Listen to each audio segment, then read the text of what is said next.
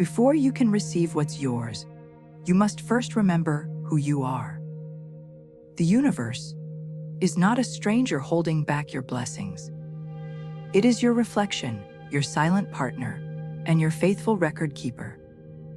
Every thought, every word, every act of faith has already written to the great ledger of divine balance.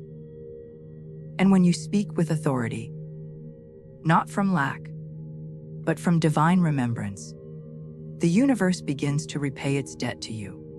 You see, the idea that the universe owes you something isn't arrogance.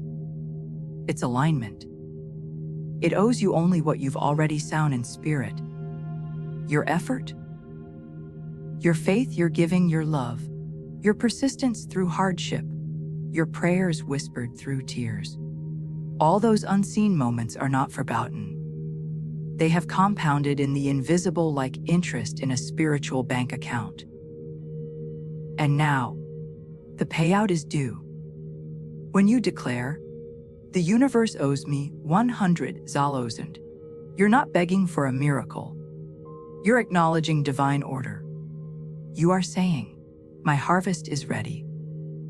You are saying, "What I've sent into the field of energy is now returning with increase."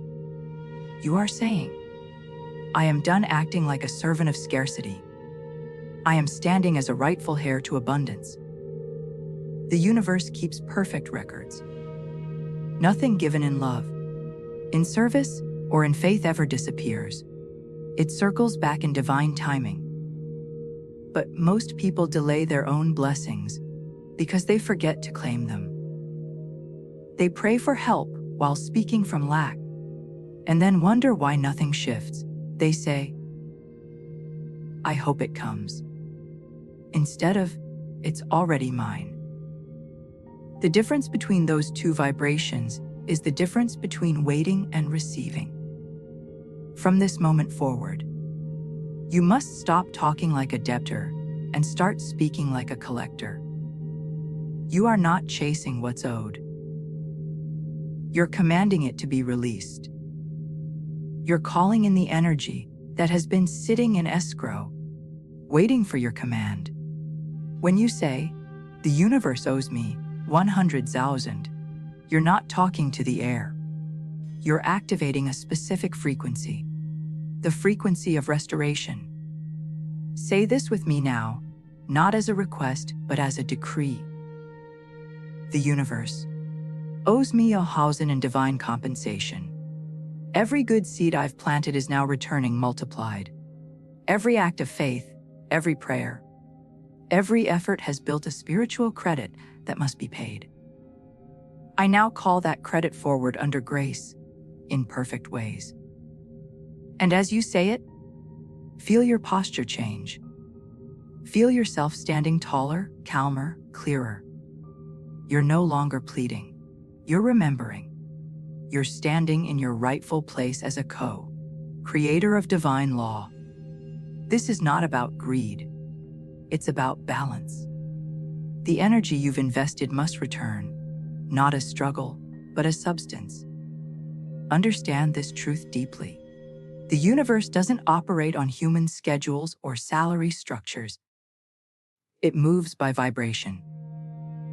It delivers not what you want, but what you believe. So when you say, "The universe owes me 100,000,000," it isn't about the number.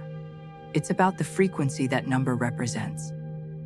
To you, the 100,000 might mean freedom, ease, expansion, relief, generosity. That is what you're really calling in. And money is simply the vehicle. So tonight, as you affirm this decree, imagine that invisible ledger of your life lighting up in gold. Every time you gave when you had little, every time you helped when you were hurting, every time you kept faith when others doubted. Those moments are being tallied now. Feel the divine balance shift in your favor. Not as a debt you need to chase, but as an abundance that's already en route. Money is just energy in motion, and you are now commanding that motion. You are saying to the universe, you may release what has been held. You may deliver what I have earned through faith and alignment. Speak it often. Speak it calmly. Speak it as law. Because the universe is not resisting you. It's waiting for your clarity. When you recognize that divine supply is not outside you but stored within your own vibration, the waiting ends. You move from hoping to knowing. You stop checking the clock and start trusting the current. And that's when everything begins to move. So say it once more, softly but firmly. The universe owes me 100,000, and it is already on its way. I don't beg. I don't chase. I command with grace. I open my hands. I open my heart, and I receive in perfect time, perfect form, and perfect flow. This is your first step, not to demand from fear, but to collect from faith. You are not asking the universe to remember you. You are reminding yourself that it never forgot. You've spoken the decree, but now it's time to tune into the vibration that makes it move. Words alone carry power. Yes, but only when they're spoken from alignment. Alignment is the current that turns a declaration into demonstration. Most people speak about money from two frequencies, fear or force. Fear says, what if it doesn't come? Force says, I have to make it happen. But the frequency of divine flow whispers, it's already done. You cannot receive what you do not match. If you declare abundance while vibrating at anxiety, your words are sending mixed signals to the universe. The law of manifestation is not selective. It simply mirrors the strongest energy you emit. That's why people say affirmations every morning yet see no results. They're speaking wealth with the tone of worry. To activate the frequency of money flow, you must feel wealthy before the wealth arrives. That's not delusion.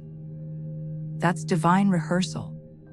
When you feel abundance within your body, your energy field broadcasts a message louder than any spoken word. I am ready. I am aligned. I am open. So how do you get there? You start by releasing resistance. You release the story that says, money is hard. You release the memory of lack that clings to your nervous system. You release the belief that you must earn worthiness before receiving. Take a deep breath. Inhale the idea that wealth is natural. Exhale the lie that you have to fight for it. You were born into a universe that overflows. You are not here to chase what is already flowing. You are here to position yourself so the river of prosperity can reach you easily. Now, say this softly to yourself. Money flows to me easily and consistently because I am tuned to abundance. I do not force. I do not fret. I align. Imagine standing beside a river. When you're in fear, you're on the bank, shouting at the water to move. When you're aligned, you step in, and the current carries you. The flow doesn't change. You do. Money is not waiting for permission. It's waiting for alignment. It's waiting for you to stop vibrating as the one who needs and start vibrating as the one who already has. That's the shift that unlocks divine compensation. Think about this. When you feel desperate, every opportunity seems out of reach. But when you feel abundant, ideas, offers, and synchronicities begin to appear everywhere. This isn't coincidence, it's coherence. Your energy and the universe's energy are finally speaking the same language. Money isn't moral. It doesn't judge. It doesn't favor. It responds. It follows command, not complaint. It flows to certainty, not confusion. So when you say, I am ready to receive 100,000, Say it like you've already made the deposit. Walk as if the transaction is complete. Think as if the universe has already confirmed it. Because in truth, it has. Here's a simple practice to amplify your vibration every day. When you wake up, don't check your phone. Place your hand over your heart and say, "The current of abundance is flowing right now. I feel it. I trust it. I ride it." Then throughout your day, whenever doubt creeps in, pause, breathe, and remind yourself that you're already in motion. The flow hasn't stopped, only your awareness drifted. Bring it back. Smile at the thought of money finding its way to you. Through unexpected doors, through unseen channels, through divine timing. That's how you turn belief into embodiment. You don't just say, "I'm abundant." You walk, breathe, spend, and rest as someone who is abundant. And here's the truth. You don't have to force yourself to feel perfect all the time. Alignment isn't about pretending you never worry. It's about remembering faster. Every time you catch yourself slipping into lack and you return to trust, you strengthen the frequency of flow. So, speak this decree again with full presence. Money is moving toward me now. The flow is open. I am the current. I am the command. I am the receiver. I allow 100,000 to find me with ease, grace, and joy. As you say it, visualize streams of golden light moving toward you. Through ideas, opportunities, people, and pure inspiration. You don't need to chase, you just need to keep your channel clear. The moment you stop doubting, the universe starts delivering. Because it was never about asking for the money. It was about remembering the vibration where the money already exists. You are that vibration now. You are that flow. You are that magnet. And the universe, faithful and exact, will always return what matches your frequency. There comes a moment in every soul's journey when words stop being noise and become law. That moment is now. When you speak with intention, every syllable sends a vibration into the field of creation. The universe doesn't respond to desperation, it responds to command. To command is not to beg. To command is to speak from the throne of knowing. To declare as one who remembers their divine authority. You were created in the image of the Creator, and that means your words create. Every phrase you release builds, shapes, or summons. And money, like all energy, listens to direction. The power of your word is the invisible hand that moves visible reality. It doesn't matter where you start. What matters is that you speak from certainty, not circumstance. When you say, "I command money to find me now," you are not talking into the air. You are programming energy. You are instructing the universe on where to deliver what already belongs to you. Look around you. Everything that exists was once spoken. Every house, every empire, every invention began as a word. Words are the codes of manifestation, and when you align your tone with divine truth, you awaken that creative law within you. The word command carries sacred weight. In the spiritual realm, command equals creation. The moment you speak, energy organizes. When you decree, heaven listens. When you declare, the unseen rearranges to fulfill the pattern of your belief. So today, let your words become precise. No more talking about what you lack. No more saying, "I'm trying," or "I hope." Hope belongs to those who forget they have power. You are not trying, you are transmitting. Say it with your whole being. Command money to find me now.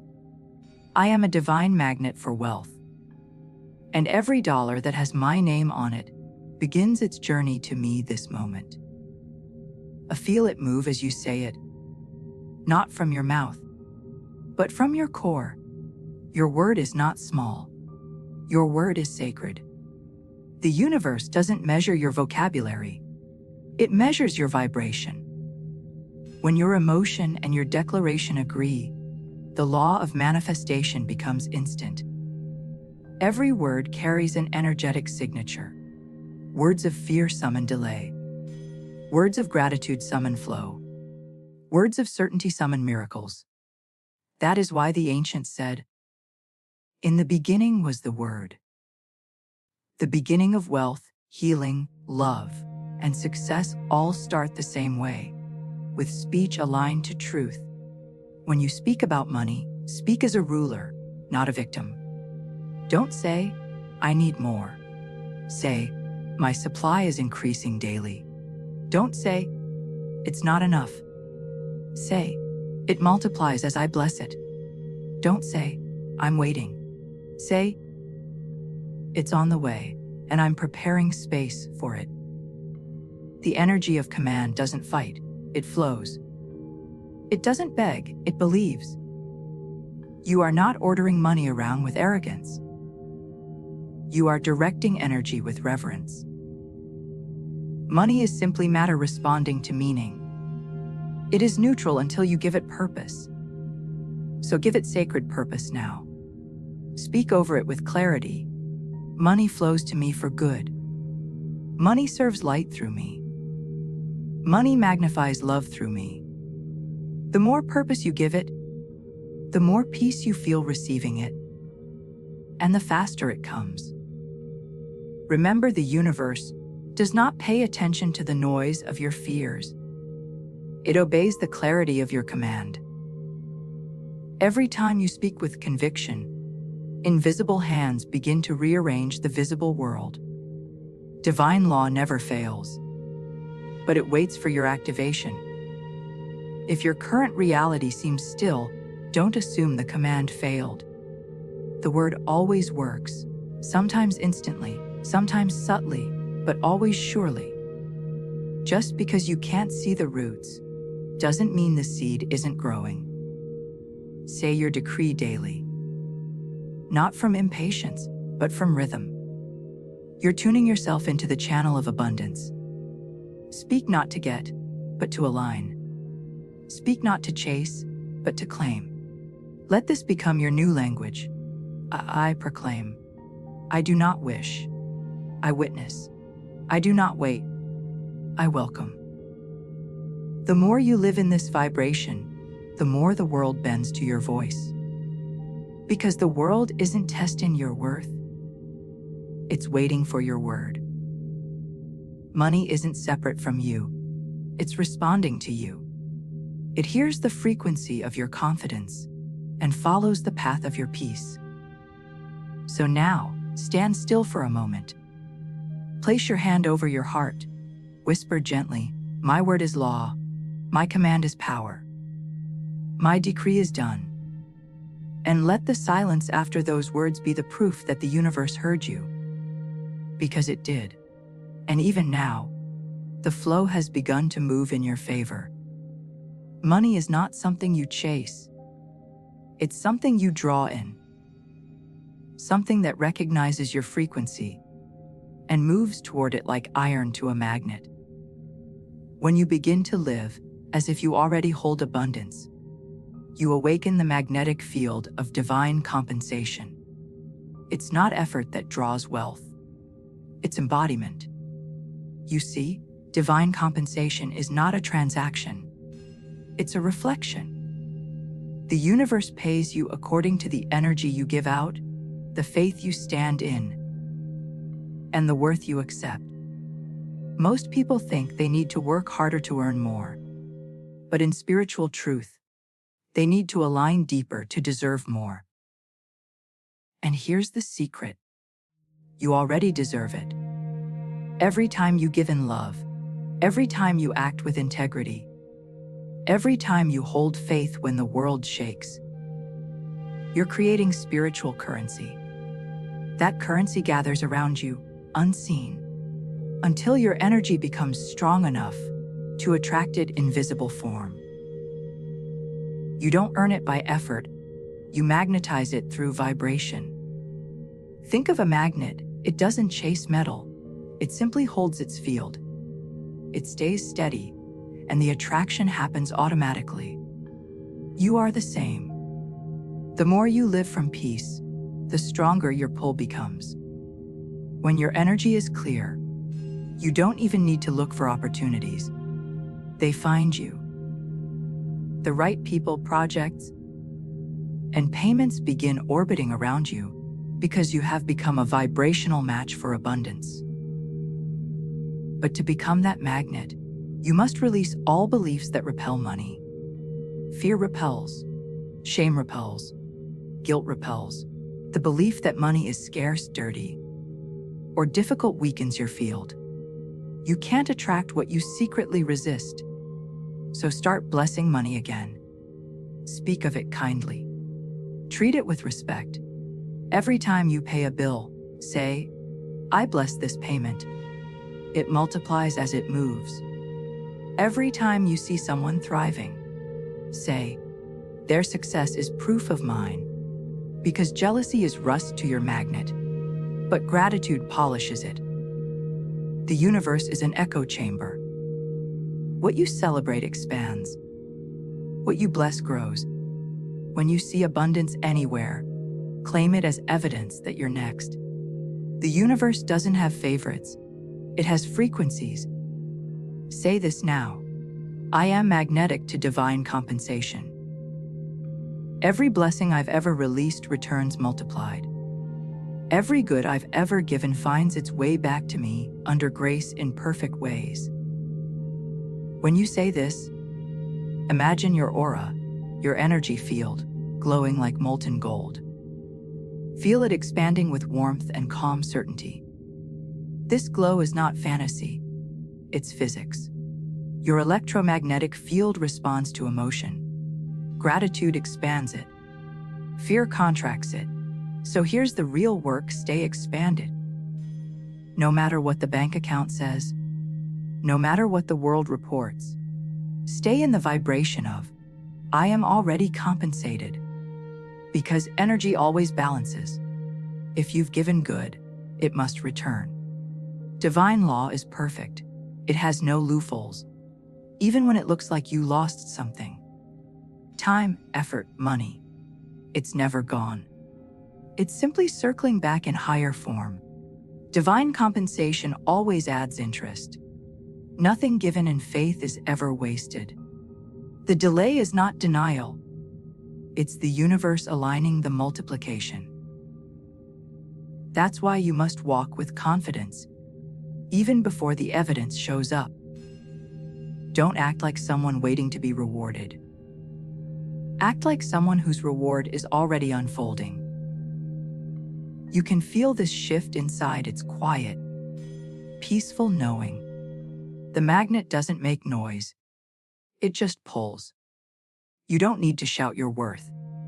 Your energy announces it for you. Say this with power. I do not chase money. I attract it. I do not beg for compensation. I command it. I do not worry when it comes. I celebrate that it's already mine. The universe is wired for increase.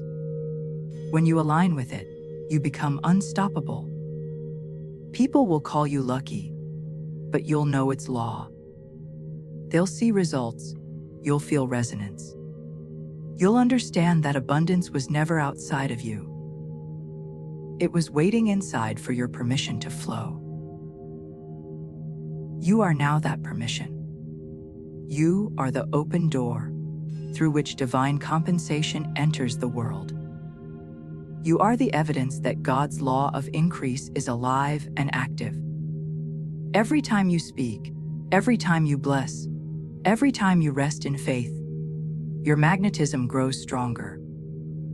The unseen wealth that belongs to you begins to move. It's coming from every direction now, through business, through gifts, through miracles, through grace. Let this be your decree. I am a magnet for divine compensation. money, opportunities, and blessings find me now, easily, quickly, and joyfully, under grace, in perfect ways. And remember, you don't attract what you chase. You attract what you are. You are abundance embodied. You are divine compensation in motion. You have spoken the word. You have released the decree. You have activated your magnetism. Now comes the most sacred part, trusting the timing. Divine law never forgets, never delays, never denies. What you ask for through faith is already complete in the invisible.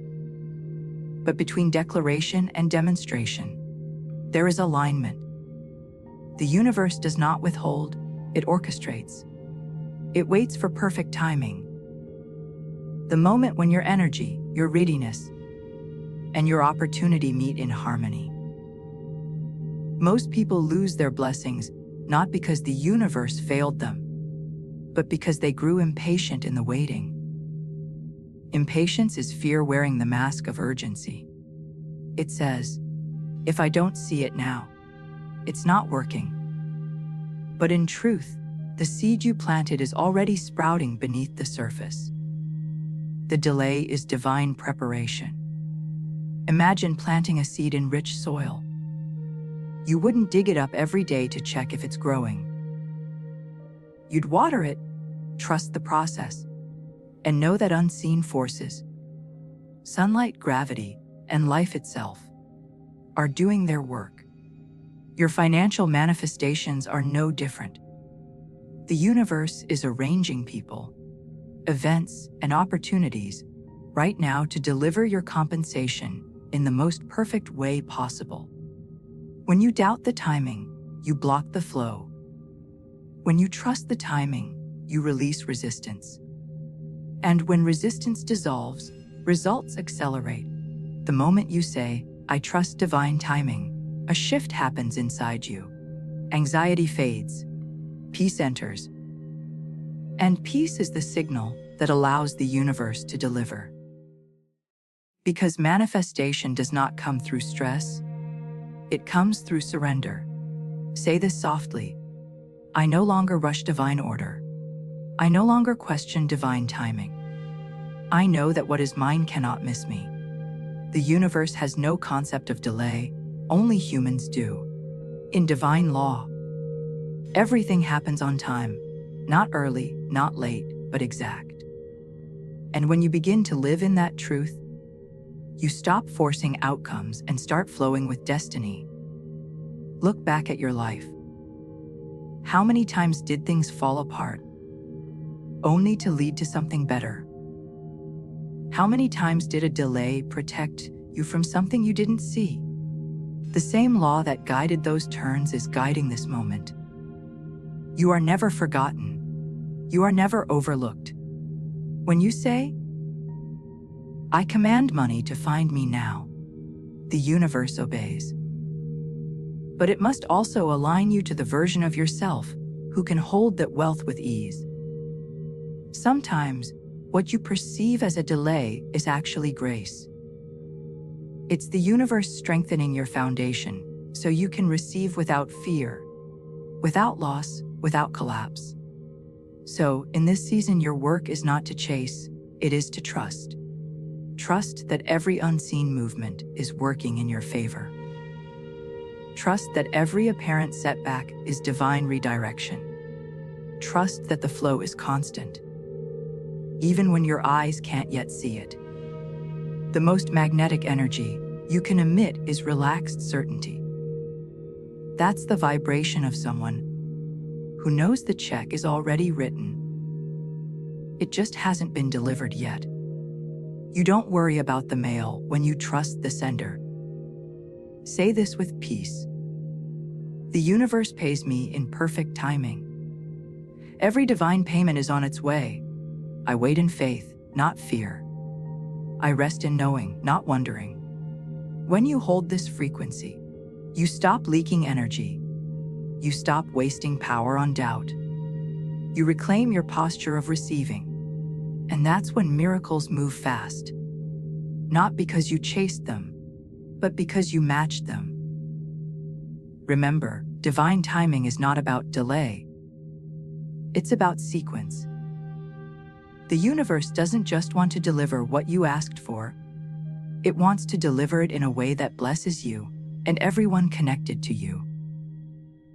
If it comes too early, it might overwhelm. If it comes too late, it might fade. But when it comes in divine order, it transforms everything it touches. So breathe. Smile. Let peace be your new posture. Every time you're tempted to worry, remind yourself, the money is already moving. It's crossing paths, changing hands, finding channels. It's being multiplied, sanctified, and aligned. Say this one last time as an anchor. I release the when. I trust the how. I live in the now. Divine timing never fails. When you say those words, your energy relaxes into harmony with universal order. And that's when things you once chased start chasing you. Because trusting divine timing is not passive. It is magnetic. The more you trust, the more you attract. The more you rest, the more you receive.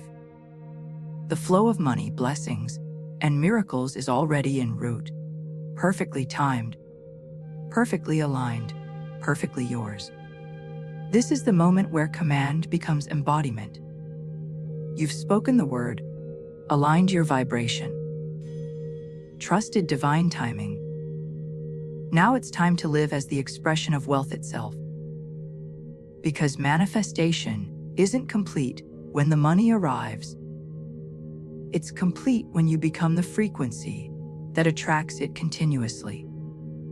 True wealth isn't in your bank account. It's in your being. It's the quiet assurance that you are always provided for, always supported, always supplied. The world might measure wealth in numbers, but the spirit measures it in energy. And when you live as wealth, peaceful, grateful, magnetic, you no longer have to summon money. Money starts to orbit you naturally. This is what it means to live in divine flow. Flow isn't about effort. Flow is about alignment. It's about walking through life. As a breath you take is an invitation for abundance to move through you. You stop asking, "Where's my next dollar?"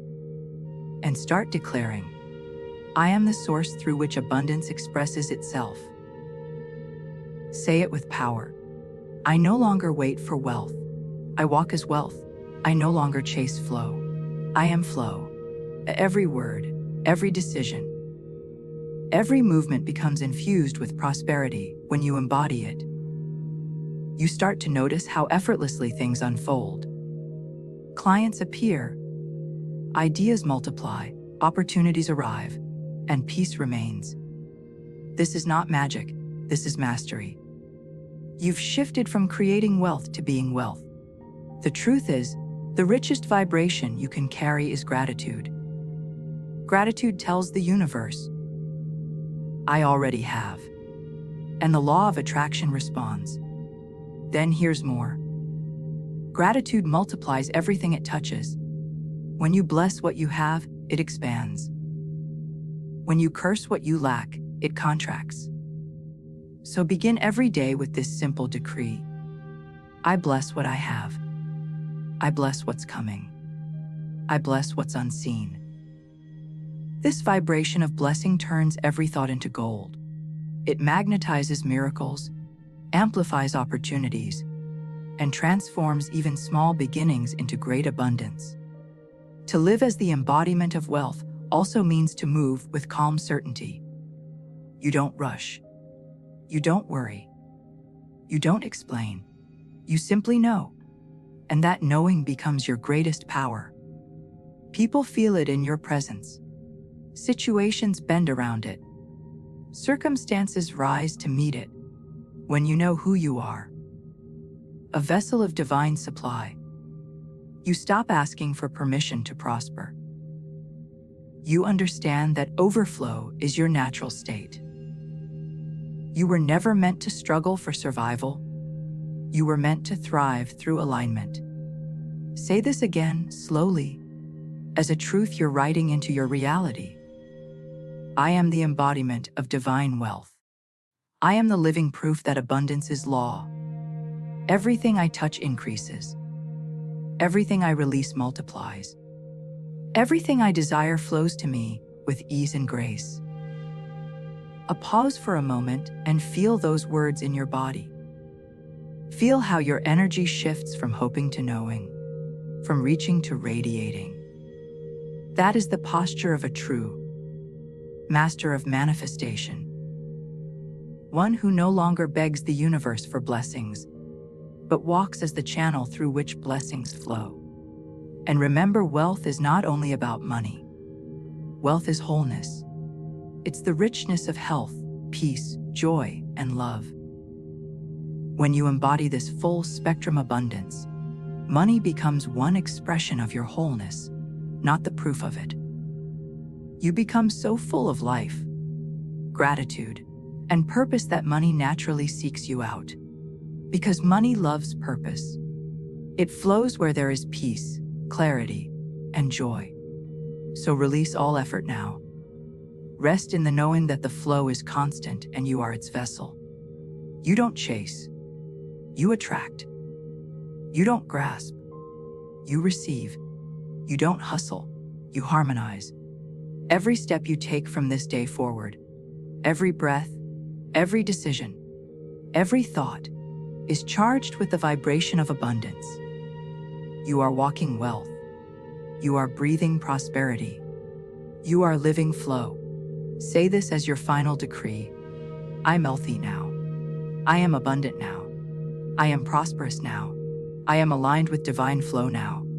Money finds me. Opportunities follow me. Miracles surround me. I live in grace, and grace provides. And as you say these words, imagine yourself wrapped in golden light, calm, open, unbothered. Feel peace settle into your chest, knowing that nothing is missing and nothing is late. The universe is already delivering. The decree is done. The word is law. You have spoken it, and the universe must obey. Now live as the truth you've declared. Walk as the wealth you've commanded.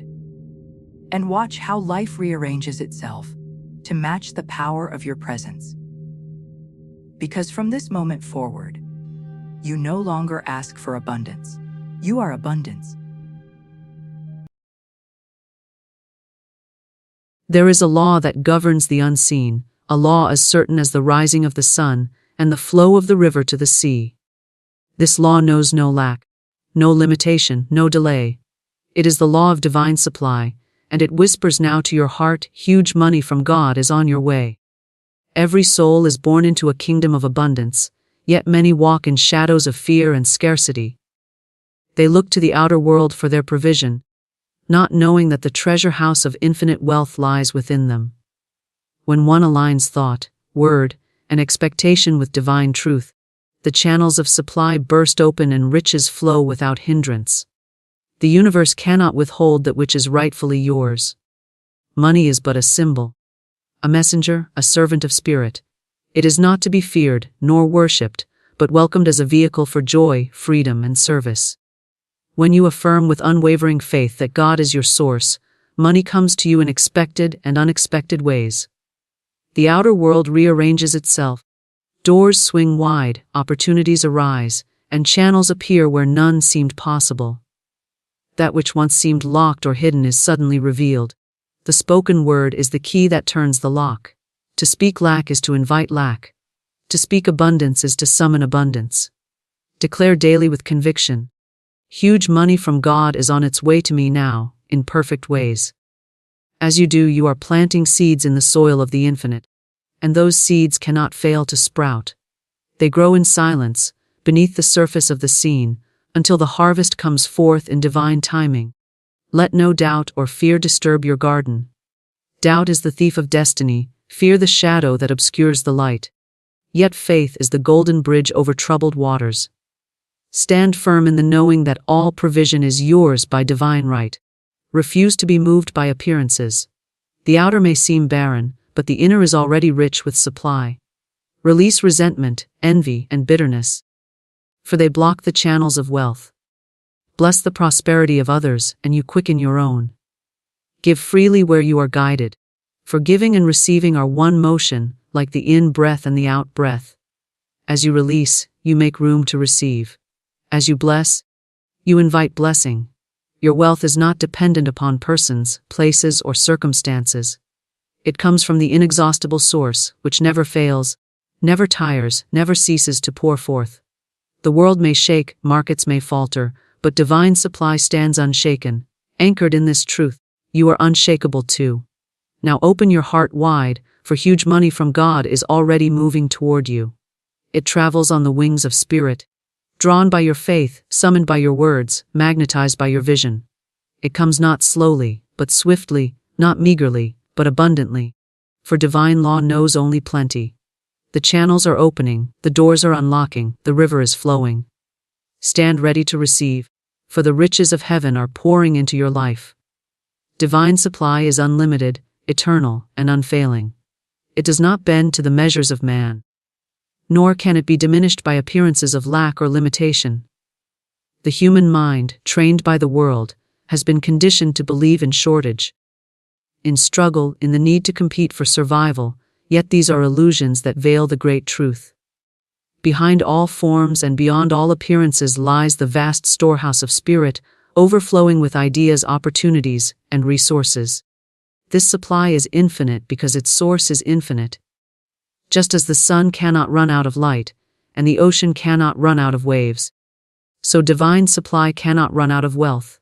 It is endless, boundless, and always ready to manifest for the one who knows its law. When one lives with eyes fixed only on the outer world, one becomes entangled in appearances. The outer world says, "There is not enough." And so one begins to act as though poverty were a permanent condition. Yet the outer is but a shadow of the inner. The unseen governs the seen. To look to appearances is to anchor in the temporary, but to look to spirit is to anchor in the eternal. Divine supply does not depend upon markets, upon wages, upon the economy, nor upon the generosity of men. It flows through those channels, but it is never confined to them. The law of supply is free, it is creative, and it is limitless in its expression. A soul that grasps this truth begins to walk in freedom. No longer do they beg, plead, or grasp, for they understand that supply is already theirs, by right of divine inheritance. They stand tall in the knowing that the universe is their unfailing banker, their ever-present provider. The air one breathes is given in infinite measure. No one fears there will not be enough oxygen tomorrow, for the mind accepts without question that air is limitless. In the same way, wealth and provision are just as limitless. Yet because the mind has been trained to believe in scarcity, one must retrain thought to accept abundance as natural. Divine supply is not measured in coins alone. It expresses in opportunities, in right ideas, in inspired connections, in open doors that lead to wealth. Often, when a person prays for money, what they truly receive is an idea, a chance, a vision, or an introduction to someone who becomes a channel of supply. All of these are but expressions of the one source. Money itself is only one form of supply, a symbol of value, but the substance behind it is spirit. To trust spirit is to trust that whatever is needed will be given in perfect form and in perfect timing.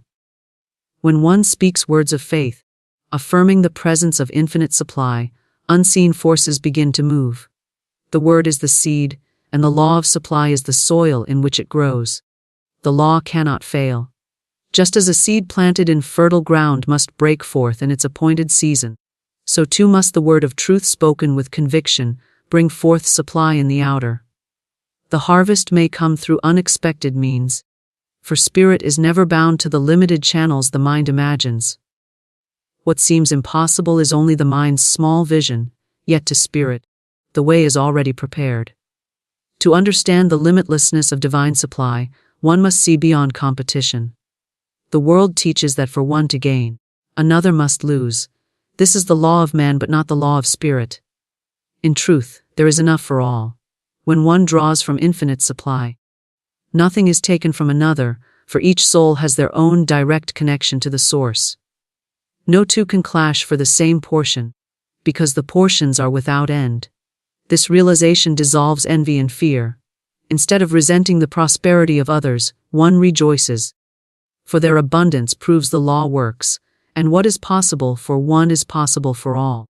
Those who live in alignment with divine supply walk in confidence. They do not chase after wealth in desperation, for they know that wealth comes to them by right, not by force. They act when guided, they move when prompted, but they are never driven by fear. Their steps are orderly, their choices inspired, their actions fruitful. The world may look at them and say they are lucky, but in truth they are simply aligned. They trust the invisible more than the visible, and so the invisible shapes the visible in their favor. The mind that accepts divine supply as unlimited is a magnet to wealth. It does not push it away with doubt, nor block it with fear, nor delay it with resentment. It attracts with ease, for like draws to like. Thoughts of abundance draw abundance, while thoughts of lack repel it. This is not mere wishful thinking, but the operation of divine law. Just as a magnet does not struggle to draw iron, but simply does so by its nature, so the one who lives in the consciousness of unlimited supply draws wealth by spiritual law. There is a vast difference between hoping for supply and knowing supply. Hope is uncertain, tinged with doubt, often laced with fear. Knowing is firm, steady, unshakable. To know that supply is unlimited is to rest secure, no matter what appearances scream. Even if the purse is empty, even if the outer account seems bare, one who knows smiles calmly, for they understand that the appearance is but a shadow, and the reality of supply is already on the way. This knowing dissolves worry, for worry is faith inverted, faith placed in lack instead of abundance. By turning faith toward the source, one becomes a master of circumstances instead of a victim of them. Divine supply flows most freely through channels of gratitude and generosity. Gratitude acknowledges the infinite storehouse, and generosity keeps the channels open. When one clings tightly to what they have, believing supply is limited, they choke the flow. When one gives freely, guided by spirit, they affirm trust in the law, and more supply rushes to fill the vacuum. Giving and receiving are not opposites. They are one continuous flow, one rhythm of spirit. To give is to receive, and to receive is to give, for in both motions the infinite is affirmed. The spoken word creates wealth, for words are not empty sounds drifting into the air, but living forces clothed in vibration. Every word released carries a seed of power, and each seed takes root in the unseen before manifesting in the visible. When one speaks words of lack, fear and limitation, they unknowingly plant a harvest of poverty. When one speaks words of faith, abundance, and supply, they plant the harvest of wealth. The universe does not question whether the word is wanted or unwanted. It simply mirrors back the vibration that has been spoken. This is why the tongue is the rudder of destiny, steering life into prosperity or into lack according to the words spoken with belief. The mind shapes thought, and the thought takes on life when clothed in speech. Thought alone is powerful, yet when expressed in words it is amplified and given direction. Words are commands to the subconscious mind, and the subconscious obeys without resistance. It does not argue, it does not reason, it only accepts. If one continually declares, "I never have enough," or "money is hard to come by," the subconscious will set about creating circumstances to prove those words true. Yet if one declares with authority, "Huge money from God is on its way to me now," the subconscious takes that declaration as law and begins aligning outer events to bring it forth. There is no neutral word. Every utterance builds or diminishes, opens or closes, blesses or curses. Idle talk of struggle, gossip about poverty, constant rehearsing of worry, these are seeds of weeds that choke the garden of wealth. Many people unconsciously speak against their own prosperity, not realizing that their words are creating the very conditions they resent. They beg for money in one breath, but complain of bills in the next, and so their words cancel each other, leaving them trapped in a cycle of want. The wise soul watches the words that pass their lips, for they know each word is a decree shaping the substance of life. The ancient law is simple: call those things that be not as though they were, and they will be. This law does not fail. To speak of prosperity as if it were already present is to magnetize prosperity. To continually declare, I am rich in supply, I am prosperous in every way, money flows to me freely and easily, is to establish a vibration that attracts wealth like iron to a magnet. It may not be seen in the first moment, for words are seeds and seeds require time to sprout, but the harvest is inevitable.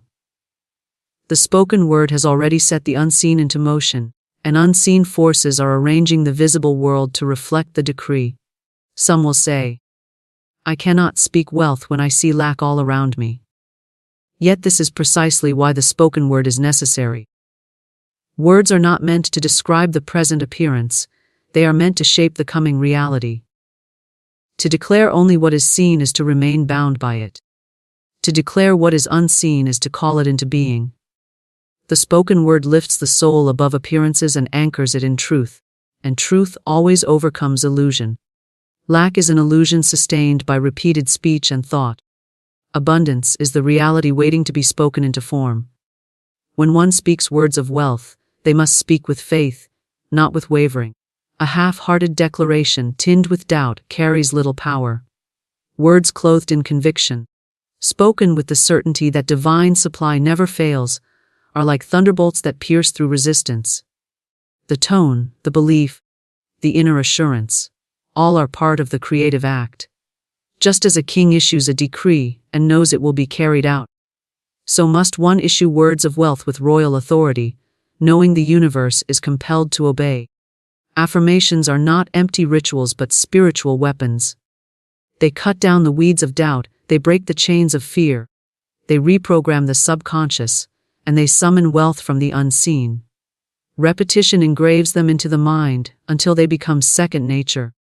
The one who persistently affirms abundance eventually speaks it as their truth, not as a wish. At that moment, the spoken word has become creative fire, and the manifestation of wealth is unstoppable.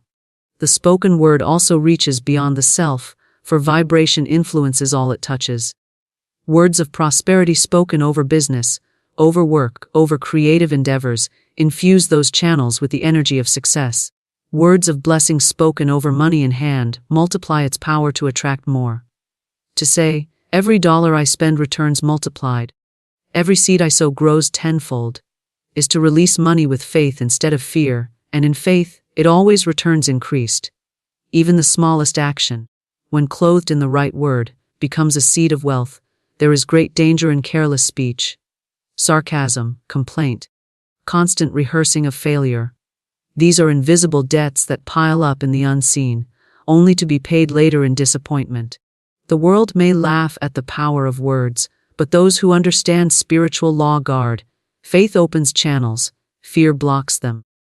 Faith is the invisible bridge that connects the soul to the limitless supply of spirit. It is the golden key that unlocks doors which, to the natural mind, appear bolted and barred. Faith does not depend on evidence of the senses, it does not demand proof before believing, it simply knows. It affirms abundance when the purse is empty, it declares provision when the cupboard looks bare. It stands calm in the storm because it sees beyond appearances. Faith is the creative force that draws to itself the very substance of what it claims.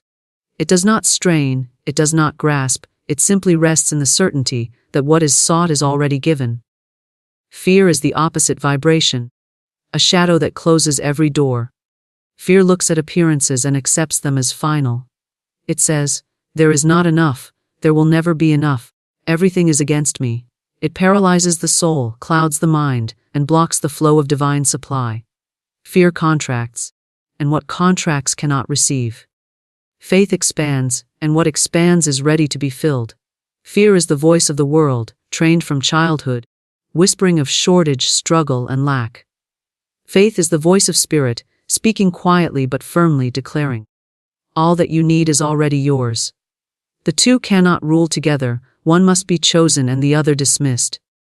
Faith is a channel, an open conduit through which divine supply flows. Imagine a mighty river, endless and abundant, seeking always to pour into your life. Faith is the open channel cut into the riverbank, directing the flow straight into your field. The wider the channel, the greater the flow. Fear, however, is the stone that blocks the channel, the dam that prevents the waters from reaching their destination. The river has not dried up. It has not disappeared, but the blockages prevent its movement. Remove the stone of fear, and the waters of supply rush forth again, as though they had never ceased. When one walks in faith, they act as though the provision were already in hand. They make choices from abundance, not from scarcity. They give freely, they speak boldly, they move forward without hesitation. This confident movement stirs unseen forces into alignment. Opportunities appear, people are drawn, ideas come, and channels open. Faith does not sit idle, waiting for perfect circumstances. It steps forward knowing that circumstances will rearrange themselves to match the vision. Faith is the assurance that divine law never fails, and so every step is steady, unshaken by delay or obstacle. Fear whispers constantly, reminding the mind of past failures, projecting images of disaster, magnifying small troubles into mountains. It breeds hesitation, and hesitation closes the doors of opportunity. Many have lost their provision not because the supply was absent, but because fear blinded them to the channel through which it was coming. Fear causes one to turn away from the very path that leads to wealth, doubting, second-guessing, and sabotaging the manifestation that was already in motion. Fear sees only obstacles, while faith sees only possibilities. Faith is not mere wishing, nor is it blind hope. It is a deep knowing, an inner conviction that what is unseen is more real than what is seen. It rests in the eternal, not in the temporary. To cultivate faith is to train the mind away from appearances and toward truth. This training comes through the spoken word, through affirmations of abundance, through meditation on the infinite nature of divine supply. As one repeats the truth, the mind begins to accept it. The heart begins to believe it, and soon faith becomes the natural state. At that point, supply flows unhindered, for the channel is wide and clear. Fear feeds on repetition just as faith does. The more one rehearses fear, the stronger it grows. Speaking constantly of lack, of debt, of shortage, is to feed fear until it rules. To break the grip of fear, one must replace its words with words of faith. Every fearful thought can be met with a declaration of truth. Every anxious picture can be replaced with a vision of abundance. Over time, the repetition of faith weakens fear's hold, dissolves its power, and clears the channels once more. Faith aligns with divine timing. It does not rush impatiently nor collapse in despair when the answer is not immediate. Faith knows that the seed grows in the hidden soil before breaking through the surface. It trusts the process, confident that the unseen work is already complete. Fear, however, demands instant results and panics when they are not seen. In panic, it digs up the seed, interrupts the process, and delays the harvest. Faith allows the process to unfold in perfect order, and because of this, the harvest is sure. Those who walk in faith carry an atmosphere that others can feel. They radiate calm even in uncertainty. They speak words that uplift, they inspire confidence in those around them. Their presence alone opens channels, for faith attracts opportunities and people respond to the vibration of assurance. Fear radiates the opposite, it spreads worry, doubt, and discouragement, and opportunities shrink away from it. One who understands the law of vibration guards against fear, not only for their own sake, but because their fear can close channels for those around them. Faith does not require great size, only sincerity. Even the smallest spark of true faith is enough to set the law in motion. The channel need not be wide at the beginning. Once opened, the flow of supply will enlarge it. Each act of faith increases its strength. Each victory, no matter how small, builds confidence. And soon faith becomes unshakable. Fear, though loud and insistent, has no true power when met with steadfast faith. It dissolves like mist before the sun, and in its place, the flow of abundance rushes unhindered into the life of the believer. Giving and receiving are one motion, like the in-breath and the out-breath. They cannot be separated, for each depends on the other. The rhythm of life is constant circulation, an endless flow where what goes out must come in, and what comes in must go out again. To attempt to clutch, to hoard, to grasp tightly in fear, is to interrupt this rhythm, and what is interrupted begins to stagnate. Just as a pool of water that has no outlet grows full, so does wealth that is withheld in fear lose its vitality. But when one gives freely, guided by spirit, the flow continues, the circulation remains open, and the law ensures that what was given returns multiplied. Giving is not loss but sowing. Every gift is a seed planted in the fertile soil of the infinite. A seed does not vanish when placed in the ground. It multiplies and comes back as a harvest far greater than itself. The farmer who plants does not mourn the seed buried in the earth, for he knows it is not gone but growing.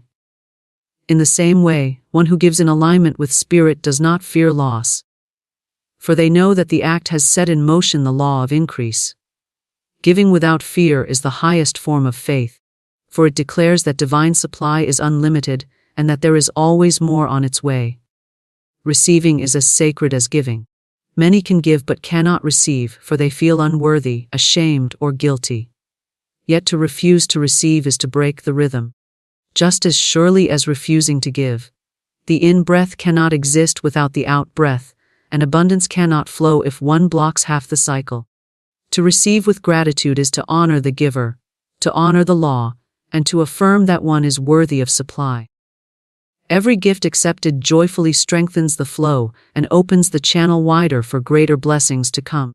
The law does not measure by size but by spirit. A gift given grudgingly, no matter how large, carries little power, for it is tainted by fear. A gift given joyfully, no matter how small, carries great power, for it vibrates with faith and love. Spirit sees not the coin but the consciousness in which it is given. The widow's mite, given in trust, outweighs the treasure given in pride. To give rightly is to give without expectation of return from the person or place to which it is given, but with the certainty that the universe itself returns it in perfect form. There is no loss in true giving, for what is given away comes back transformed. Money given may return as opportunity, as healing, as unexpected provision, as favor from unexpected quarters. The form may change, but the essence remains, multiplied and enriched. Those who understand this law never fear to give, for they know every gift is an investment in divine abundance. They understand that to cling is to shrink, but to release is to grow. The one who withholds in fear declares by their action, "There is not enough. I must hold tightly, or I will lose." This belief shuts the door to abundance, for it denies the nature of infinite supply. The one who gives declares, "There is always more, for I live in a universe of plenty."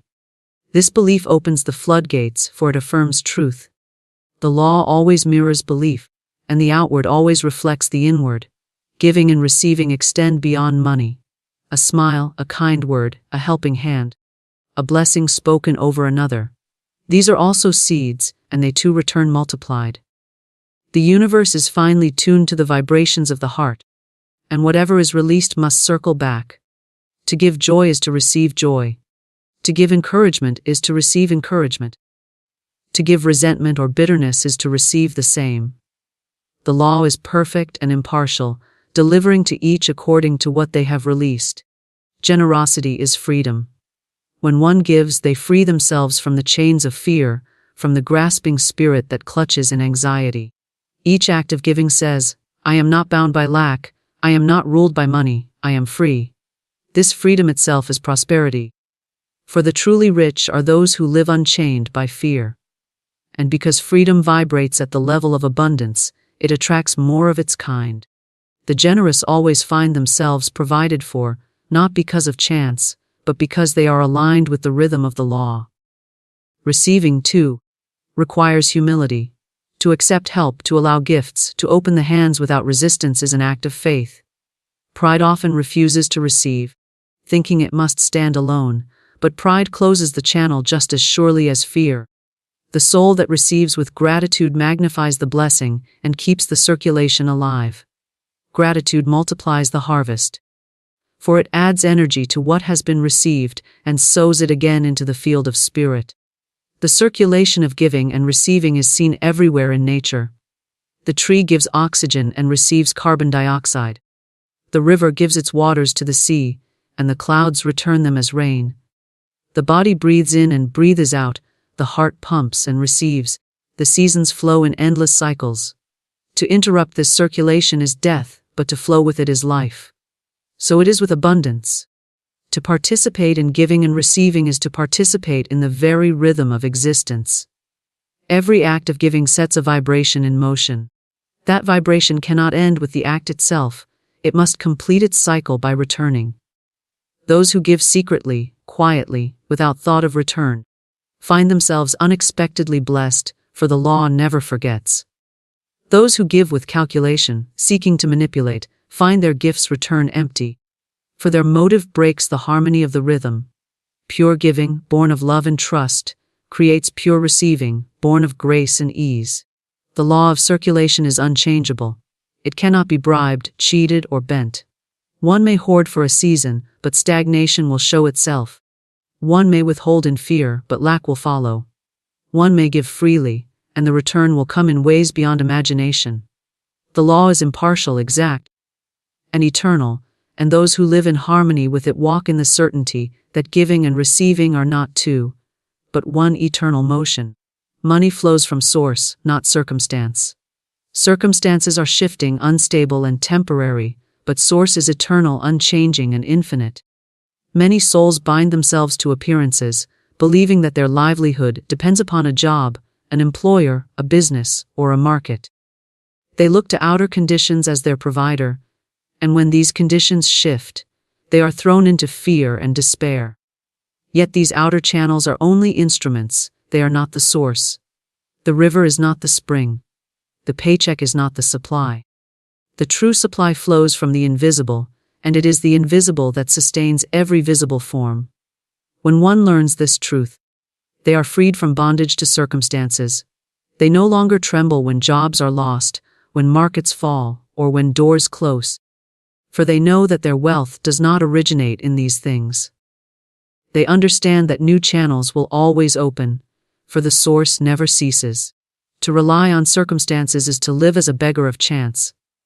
To rely on source is to live as an heir of the infinite. The world may shake, but the one anchored in source stands steady, knowing that divine supply cannot be interrupted. Money is but a symbol, a representation of substance. Its forms change constantly: wages, investments, business opportunities, inheritances, gifts, ideas. These are channels, and channels come and go. To cling to one channel in fear is to cut oneself off from the endless variety of ways spirit can provide. The open soul releases attachment to the channel and trusts the source to bring forth new and greater ways. When one door closes, it is only to make way for another, wider and more fitting to the need. Those who panic at a closed door reveal that they were trusting the door, not the infinite that stands behind it. Source is inexhaustible. It is the storehouse of all creation, the fountain that never runs dry.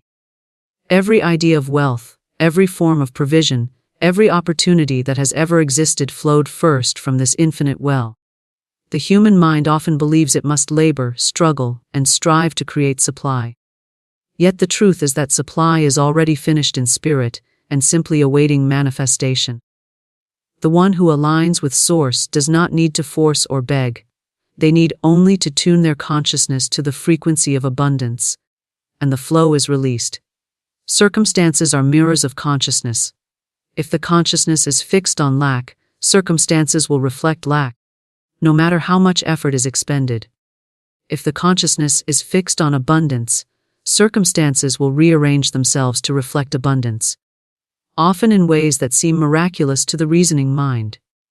This is why two people in identical conditions can experience opposite outcomes. One thrives, while the other struggles.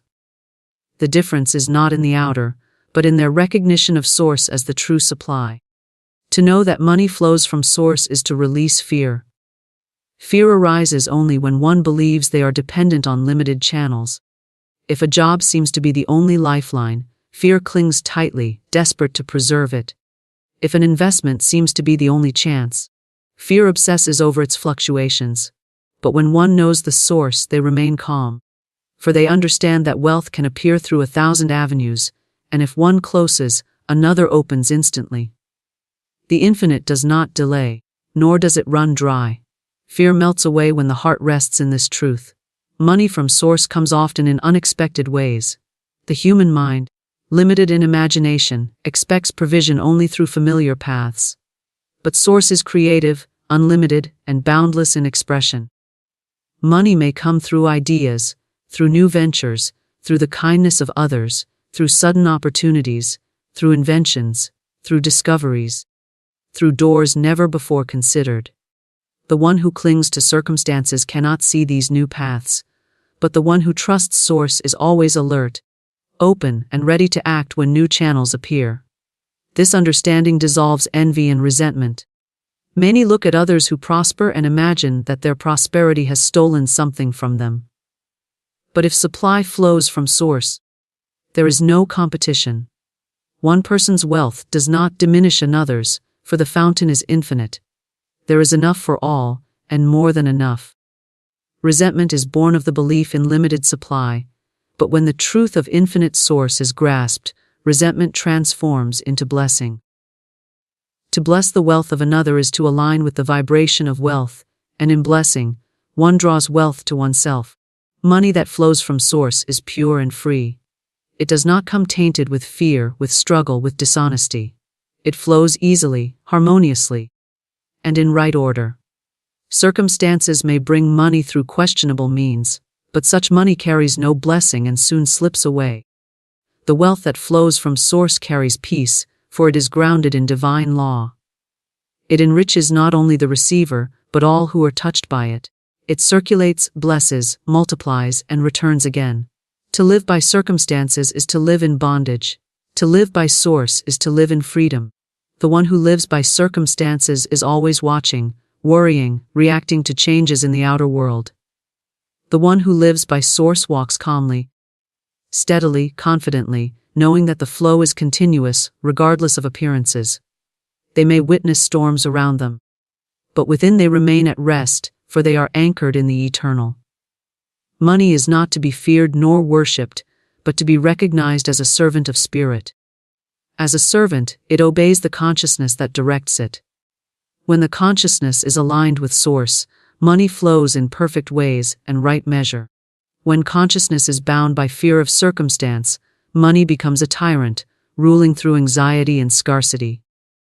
Freedom comes when money is placed in its rightful role, as the symbol of abundance, flowing endlessly from the source of all.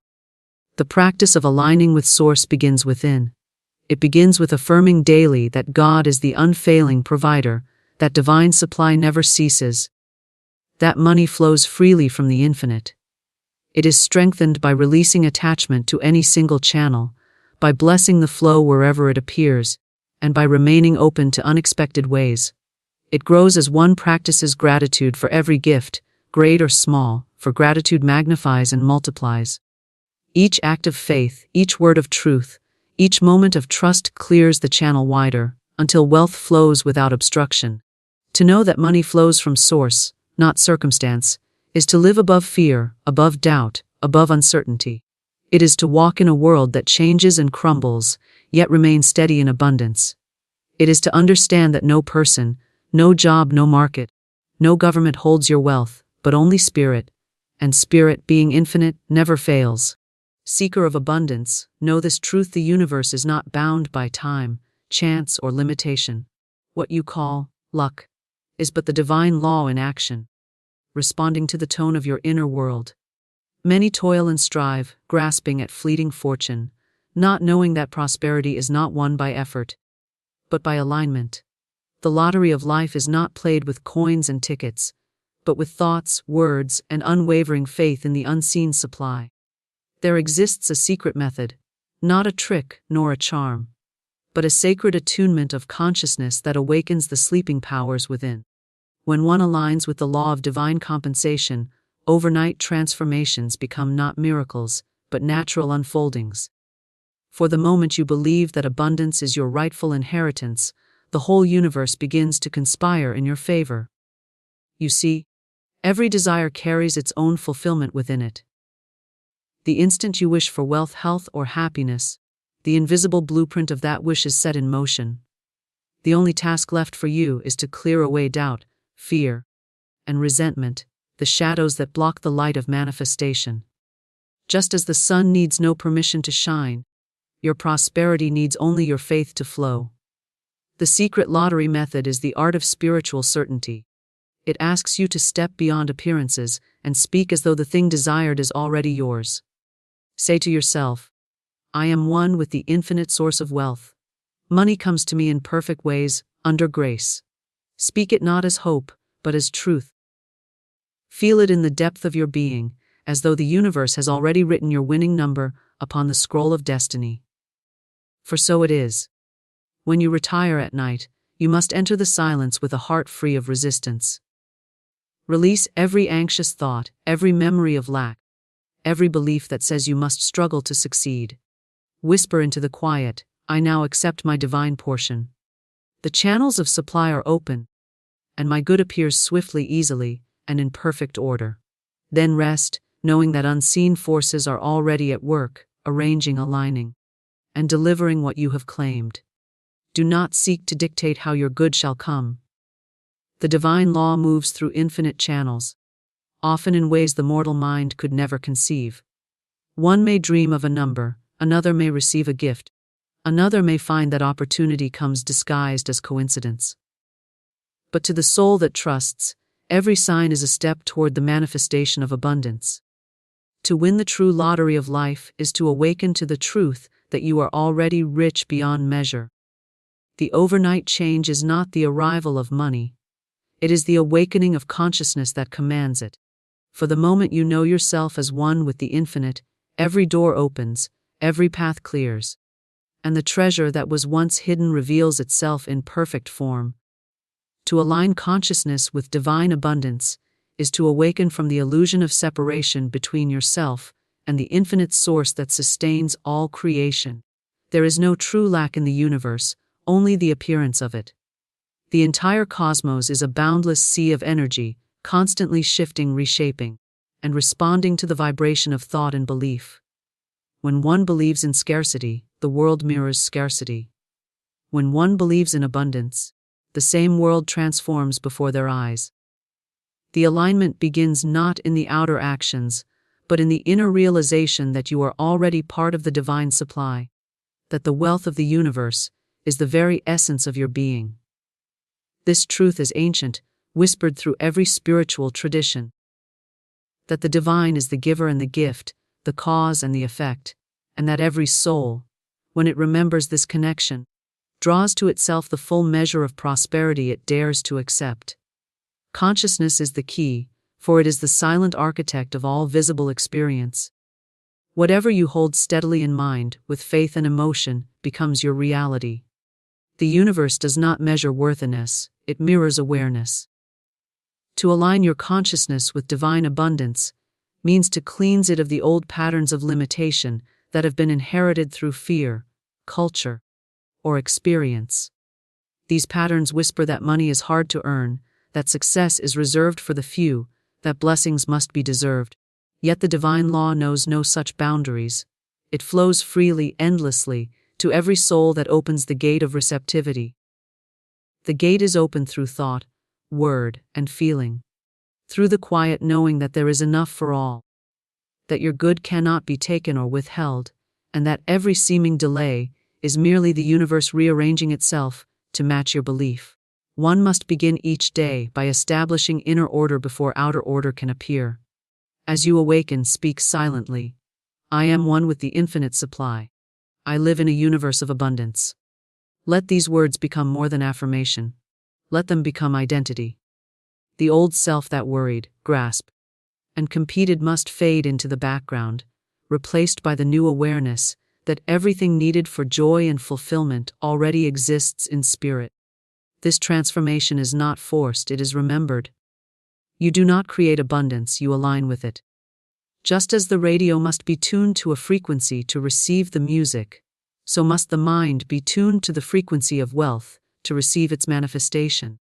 The signal of abundance is constant, but few are attuned to hear it because their minds hum with static, fear, comparison, and doubt. True alignment begins with gratitude, for gratitude dissolves resistance. When you give thanks for the invisible blessings on their way, you declare faith in divine timing. Every grateful thought is a magnet for increase, for it says to the universe, I see the good, I acknowledge the source, and I am ready for more. Gratitude shifts the vibration from wanting to having, from seeking to allowing. To practice it sincerely is to enter into harmony with the law of abundance. Each moment of gratitude refines the channel through which supply flows. It is not the outer possessions but the inner attitude that determines the measure of your wealth. The consciousness of abundance is quiet, fearless, and radiant. It does not chase, it attracts. It does not compete, it cooperates. It knows that every person is a potential messenger of prosperity. Every situation a possible avenue of increase. When the mind is aligned, opportunities are recognized where others see obstacles. The aligned soul looks upon the world with the eyes of the divine, seeing only supply, order, and purpose in every event. Even delays are seen as divine adjustments, ensuring that the manifestation arrives in perfect timing and form. To align with divine abundance, one must also align with divine law. The universe operates by principle, not preference. You cannot speak abundance while harboring resentment and expect prosperity to flow, for resentment closes the heart, and the heart is the vessel of manifestation. Forgiveness clears the way for supply to enter. Each act of release restores your connection to the divine circuit. Every negative emotion, envy, fear, guilt, clogs the channel of reception. Alignment requires purification, a conscious choice to think only those thoughts that affirm life, love, and sufficiency. As you cleanse your consciousness, the flow of abundance becomes natural, steady, and effortless. Visualization is a powerful instrument of alignment. The mind creates through images, and the universe responds to those images as commands. To visualize is to plant the seed of your desire into the fertile soil of consciousness. When you see yourself already in possession of your good, when you feel the joy, peace, and freedom of abundance as though it were now, you impress that reality upon the creative substance that surrounds you. The more vivid your inner vision, the faster the outer reflection appears. But visualization without faith is only daydreaming. You must feel the certainty of its truth, the deep knowing that what you imagine is already established in the unseen realm and must appear in time and space. Speech, too, is an instrument of alignment. Every word is a decree. The spoken word carries the vibration of belief, and belief sets the law in motion. Speak not of lack, for to speak of it is to give it power. Declare instead, the divine supply is my supply. Money comes to me easily and in perfect ways. Such words are not mere affirmations, they are acts of creation. The universe echoes back the tone you set. When your words and emotions agree, the law responds instantly. Alignment with divine abundance is not achieved through force but through surrender. Surrender to truth, to harmony, to the natural rhythm of life. It is the quiet confidence that the same power that spins the planets and blossoms the flowers governs your affairs with precision and care.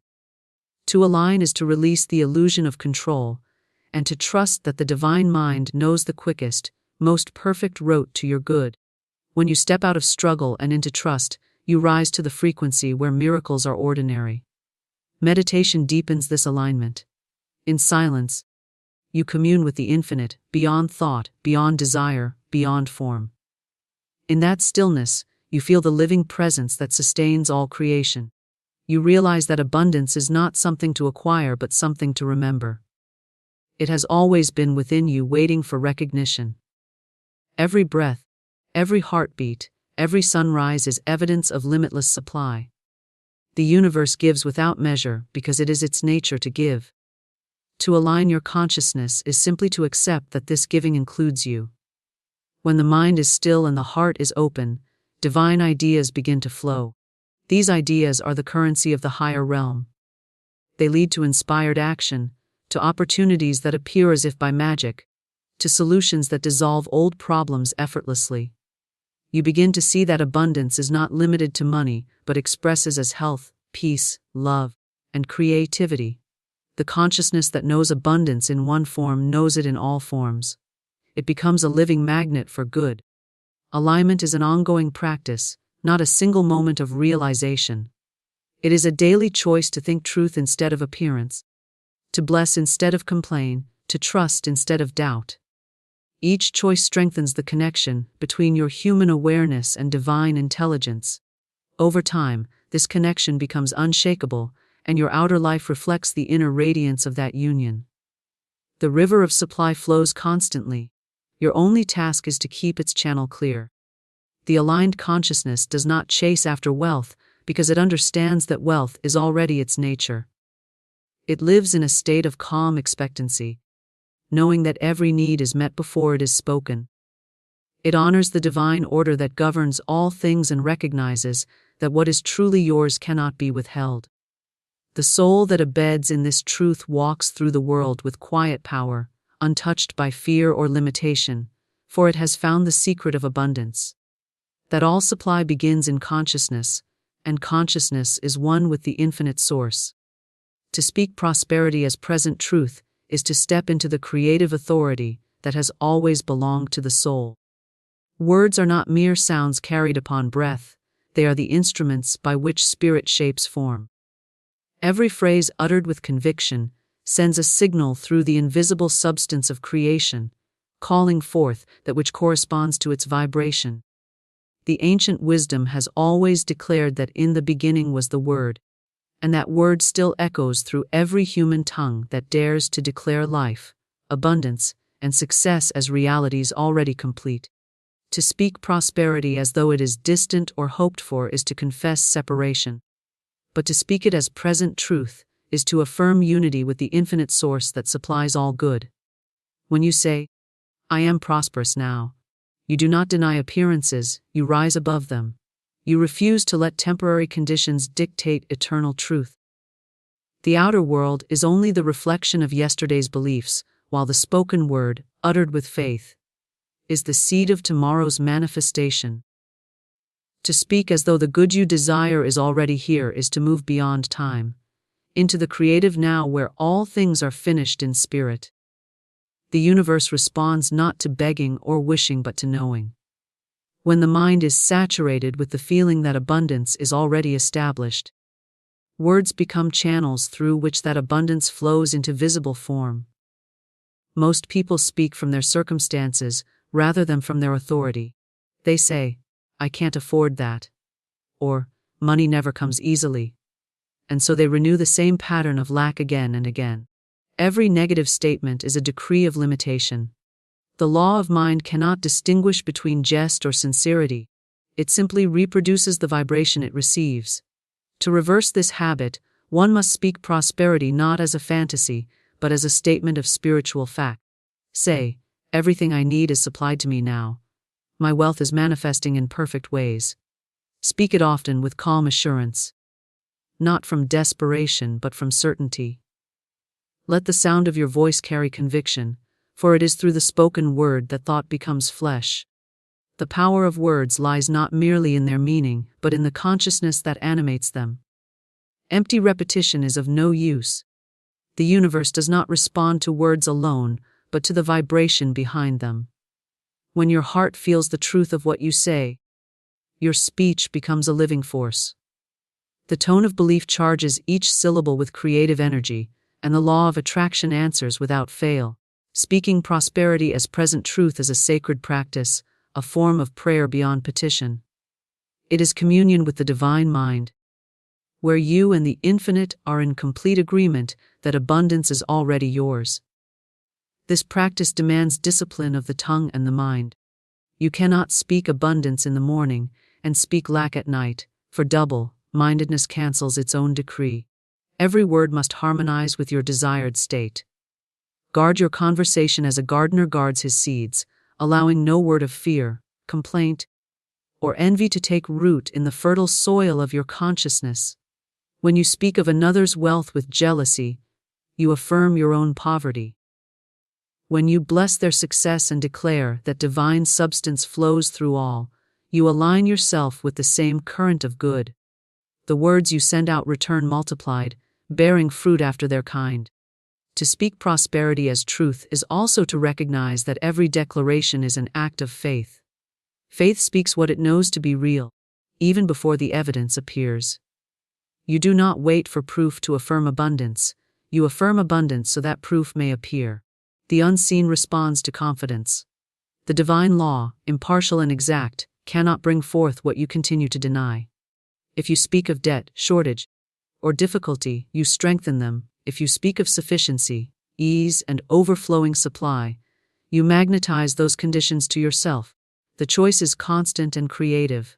Every moment offers an opportunity to align the tongue with truth or with fear.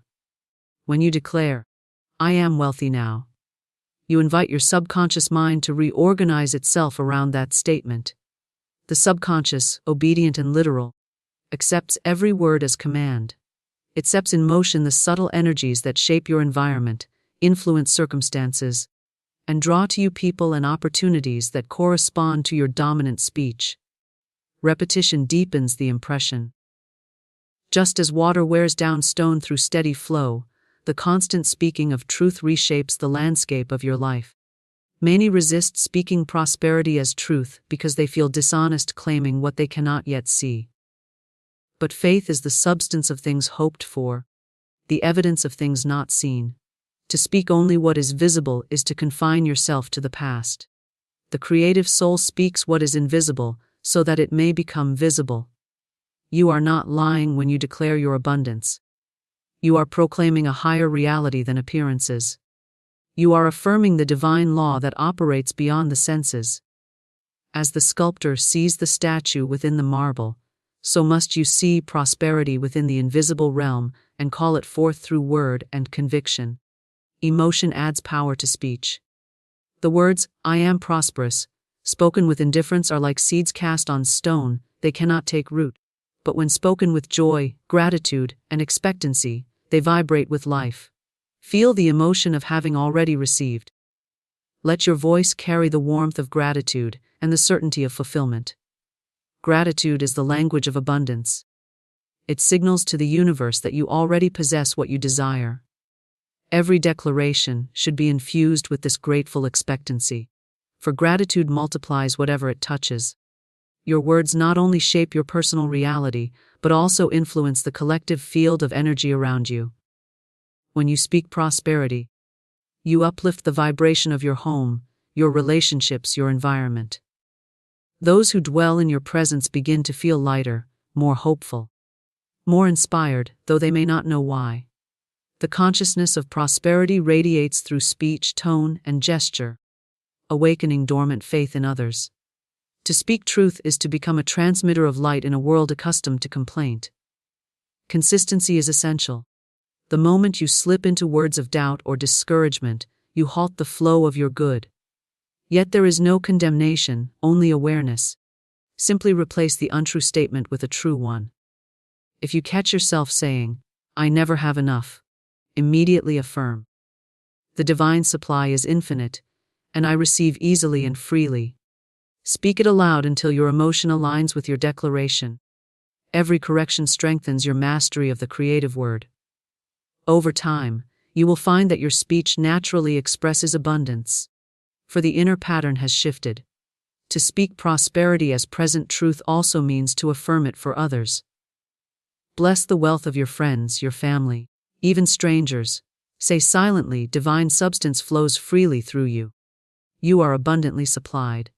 Such silent decrees expand your own consciousness and dissolve jealousy, which is the shadow of lack. The more you speak abundance into the world, the more abundance returns to you. The law of circulation demands it. What you send forth in word and feeling must come back multiplied, for the universe cannot withhold from the giver of blessings. There is creative magic in speaking truth during moments of trial. When bills arrive, declare, "These are already paid in full by divine supply." When work seems scarce, say, "Perfect opportunities are unfolding for me now." When fear whispers failure, answer, "Success is already assured." For I am one with infinite intelligence. Each declaration plants a seed of certainty in the fertile ground of the present moment. You may not see the sprout immediately, but it grows unseen, gathering strength until the day it bursts into visible form. To speak prosperity as present truth is to speak from the authority of your divine nature. You are not pleading with an external power. You are commanding the law that governs all manifestation. This is not arrogance but recognition. The divine speaks through you, and your word, when aligned with truth, carries creative authority. Every I am statement is a decree of being. When you say, I am prosperous, you unite yourself with the source of all prosperity. When you say, I am poor, you sever that connection in consciousness, though never in reality. Therefore, choose your I am declarations wisely, for they are sacred covenants with the creative power of the universe. The habit of speaking prosperity transforms the entire atmosphere of life. It builds faith, confidence, and expectancy. It shifts the attention from what is missing to what is unfolding. The more you affirm, the more you believe, the more you believe. The more you see evidence, and the more you see, the stronger your faith becomes. This upward spiral continues without limit. In time, prosperity ceases to be something you seek and becomes the natural language of your being. Every word becomes a note in the symphony of abundance, harmonizing your world with the eternal rhythm of supply. To release doubt, fear, and resistance is to open the gates through which the divine supply flows freely into your life. The mind that clings to worry or disbelief becomes like a closed vessel. No matter how much rain falls, it cannot receive. Doubt is the shadow cast by ignorance of one's divine connection. It whispers that you are alone, that life is uncertain, that good must be earned or chased. Fear builds walls between you and the abundance already prepared for you. Resistance tightens the flow of energy, creating friction between the truth of your being and the appearances you observe. To release them is to remember that you are a channel, not a source, a receiver of infinite good, not its struggler or maker. Every soul must come to the understanding that faith and fear cannot dwell together. One must yield before the other. The universe reflects the vibration of your dominant thought, and fear, being intense emotion, has creative power just as faith does. But fear creates distortion, while faith creates order. Doubt divides the mind, faith unifies it. To be divided in consciousness is to plant seeds in both directions, so that the harvest is confusion and delay. When you release doubt, you allow divine law to operate unhindered, and your good comes swiftly, easily, and in perfect form. Fear thrives on imagination. It paints pictures of loss and failure, magnifying shadows until they appear real. The divine mind knows no fear, for it sees only perfection. To rise above fear, one must train the imagination to serve truth rather than illusion. Picture yourself surrounded by light, supported by an invisible power that never fails. Imagine the best outcome until it feels natural. Every thought of security and peace weakens the hold of fear. The mind cannot dwell on two opposing images at once, therefore, fill it with visions of success, comfort, and joy. Fear fades when ignored and dissolves when replaced by truth. Doubt is the mind questioning the power that gave it life. It is the forgetting of one's own divinity. When you doubt, you delay. When you trust, you accelerate. Doubt is like standing before an open door and hesitating to walk through, asking, will it hold me? The universe holds you always. Its law is precise and its promise is sure. The soil does not doubt the seed, the river does not doubt its course. Only the human mind, trapped by habit, questions the certainty of the divine. To free yourself, you must declare often, I trust the process of life. Everything is working out in divine order. Such words soothe the nervous system and align the mind with the rhythm of truth. Resistance hides in subtle forms. It may appear as procrastination, fatigue, overanalysis, or the need to control outcomes. It is the mind's attempt to take over the work of spirit. But the divine plan requires surrender, not struggle. To resist is to insist on one's own limited way, while the higher intelligence has already prepared a path far greater than imagination can conceive. Release comes through letting go of tension and replacing it with trust. When you stop pushing, the flow resumes. When you cease grasping, what you desire begins to move toward you naturally. The law works through relaxation, never through strain. Forgiveness is a mighty key to releasing resistance. Resentment binds energy to the past, creating invisible cords that drain vitality and block new blessings. To forgive is not to excuse wrongdoing, but to free yourself from its vibration. Say within, I release every person, every situation, and every memory into divine love. I am free and they are free. With that release, the channels of good open wide, for love is the natural state of the soul. Nothing can flow through a heart burdened with bitterness. The law of abundance requires a clear passage, through which supply can travel, and forgiveness clears that passage completely. Fear often disguises itself as prudence, doubt as realism, and resistance as caution. The mind justifies its limitations under noble-sounding names, but the result is always the same: delay, frustration, and stagnation. To overcome this, cultivate the awareness that divine intelligence is never uncertain. It moves boldly, swiftly, and in perfect confidence. Align yourself with that confidence by affirming, I am guided by divine wisdom. Every decision I make leads me to greater good. Trust does not mean carelessness, it means reliance on a higher order that sees beyond appearances. Once you lean upon that order, your steps are guided without fear. The body often reveals what the mind resists. Tight shoulders, shallow breath, or clenched fists are signs of inner resistance. Relaxation is not laziness, it is cooperation with divine law. Take moments each day to breathe deeply, letting the breath remind you of the constant inflow and outflow of life. As you exhale, imagine releasing all fear and tension. As you inhale, feel the presence of divine energy filling you with peace. This simple rhythm teaches the body what the mind must learn, that letting go is the secret of receiving. Faith grows through practice, not theory. Every time you release worry and choose calm trust, you strengthen the muscle of faith. The universe provides endless opportunities to test this law, not as punishment but as training. Each challenge is an invitation to choose love over fear, certainty over doubt, flow over resistance. When faced with uncertainty, declare, I am centered in divine peace. I trust the unseen good that is already unfolding. Speak it until the heart believes it. The spoken word anchors the invisible truth into tangible form. Doubt and fear often come from focusing on the how. The human mind demands to know the process before it can believe in the outcome, but divine intelligence requires no explanation. The how is the concern of the infinite. Your part is the what and the why. Define what you desire, feel why it matters, and release the how completely. The law works through infinite channels, often beyond reason or logic. Miracles occur when you stop dictating their method. Resistance ends where surrender begins. Fear diminishes in the light of understanding. When you remember that the divine presence within you is greater than any outer condition, fear loses its hold.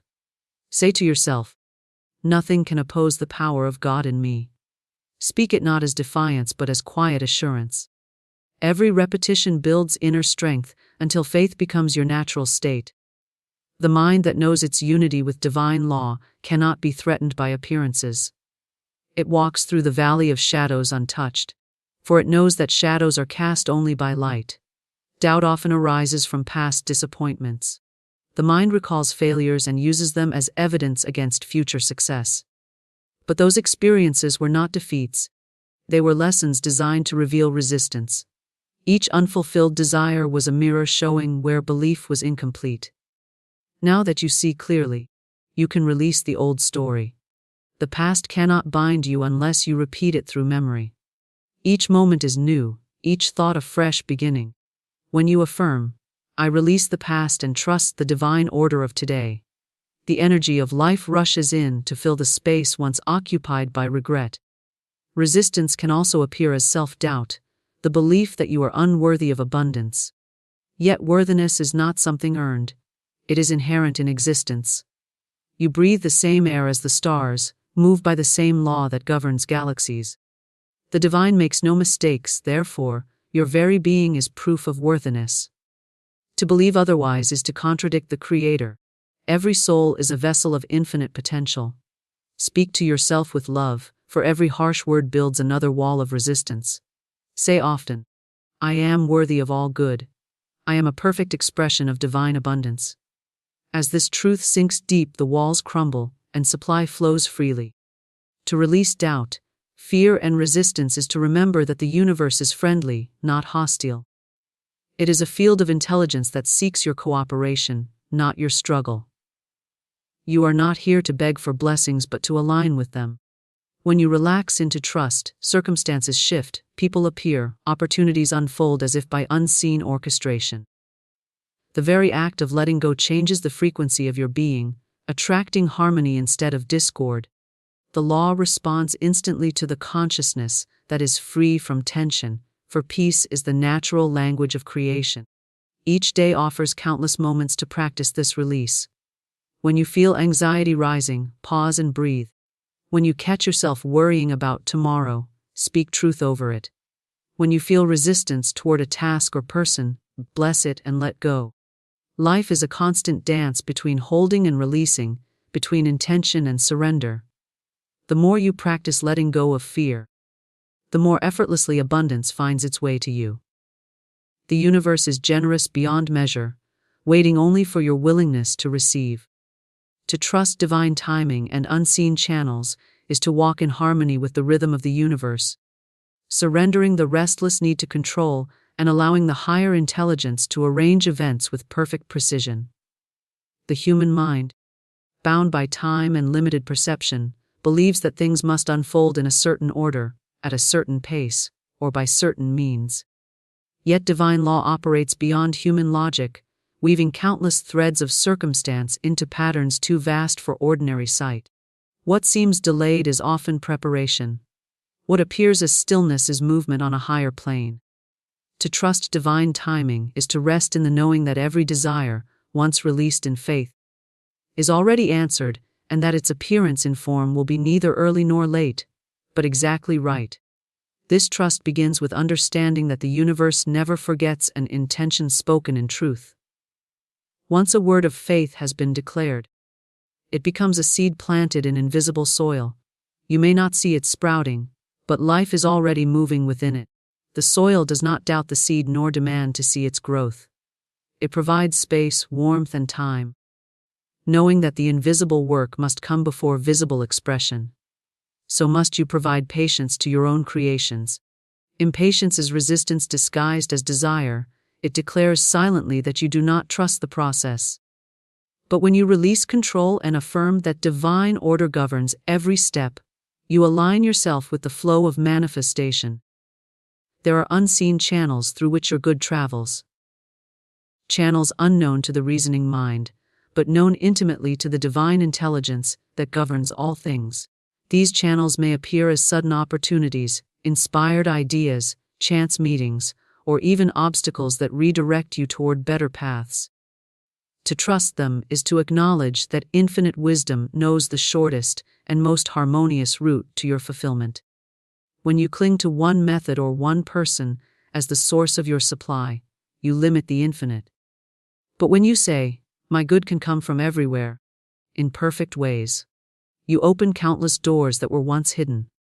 The divine timing that governs life is never hurried, never delayed. It moves with precision, just as the planets move in their orbits and the seasons change in exact succession. The soul that understands this ceases to struggle and begins to live in peaceful expectancy. Every delay becomes meaningful. Every pause a sign that the universe is aligning details beyond your awareness. What the human mind calls waiting is often divine orchestration. Many lose faith during this interval, mistaking silence for neglect. But the silence of spirit is the sound of preparation. When the ground is ready, manifestation bursts forth effortlessly, as if it had been there all along. Trusting divine timing requires releasing the ego's timetable. The ego demands proof, results, and control. It fears uncertainty because it cannot see beyond appearances. But the higher self knows that certainty lies not in evidence but in alignment. You must remind yourself daily that the unseen is as real as the seen. The invisible field of potential is teeming with activity, rearranging circumstances to fulfill your spoken word. Your role is not to manage the process but to maintain the vibration of faith. Each time doubt arises, affirm quietly. Everything is unfolding in perfect order. Divine timing is never late. The unseen channels of supply often use what appears to be chaos to deliver harmony. You may experience loss only to be guided toward greater gain, or face a closed door, only to find that another opens more beautifully than you imagined. Divine intelligence sees from the mountaintop while you stand in the valley. Trust means accepting that what you cannot see may be working for you in ways beyond comprehension. To worry is to declare that the universe is asleep. To trust is to declare that the universe is awake, alert, and unfailing in its precision. This trust is not passive, it is an active, living faith that stands firm even when appearances contradict the promise. It is the steady voice that says, though nothing seems to happen, everything is happening now. You must learn to live in that invisible rhythm, to listen to intuition rather than impulse, to act when guided and rest when told to wait. The divine plan has its own sequence, and each step prepares the next. A flower cannot be forced open without destroying its beauty. Likewise, forcing outcomes before their appointed time weakens the structure of success. The mind that trusts divine timing walks in peace. It no longer measures progress by visible results but by inner alignment.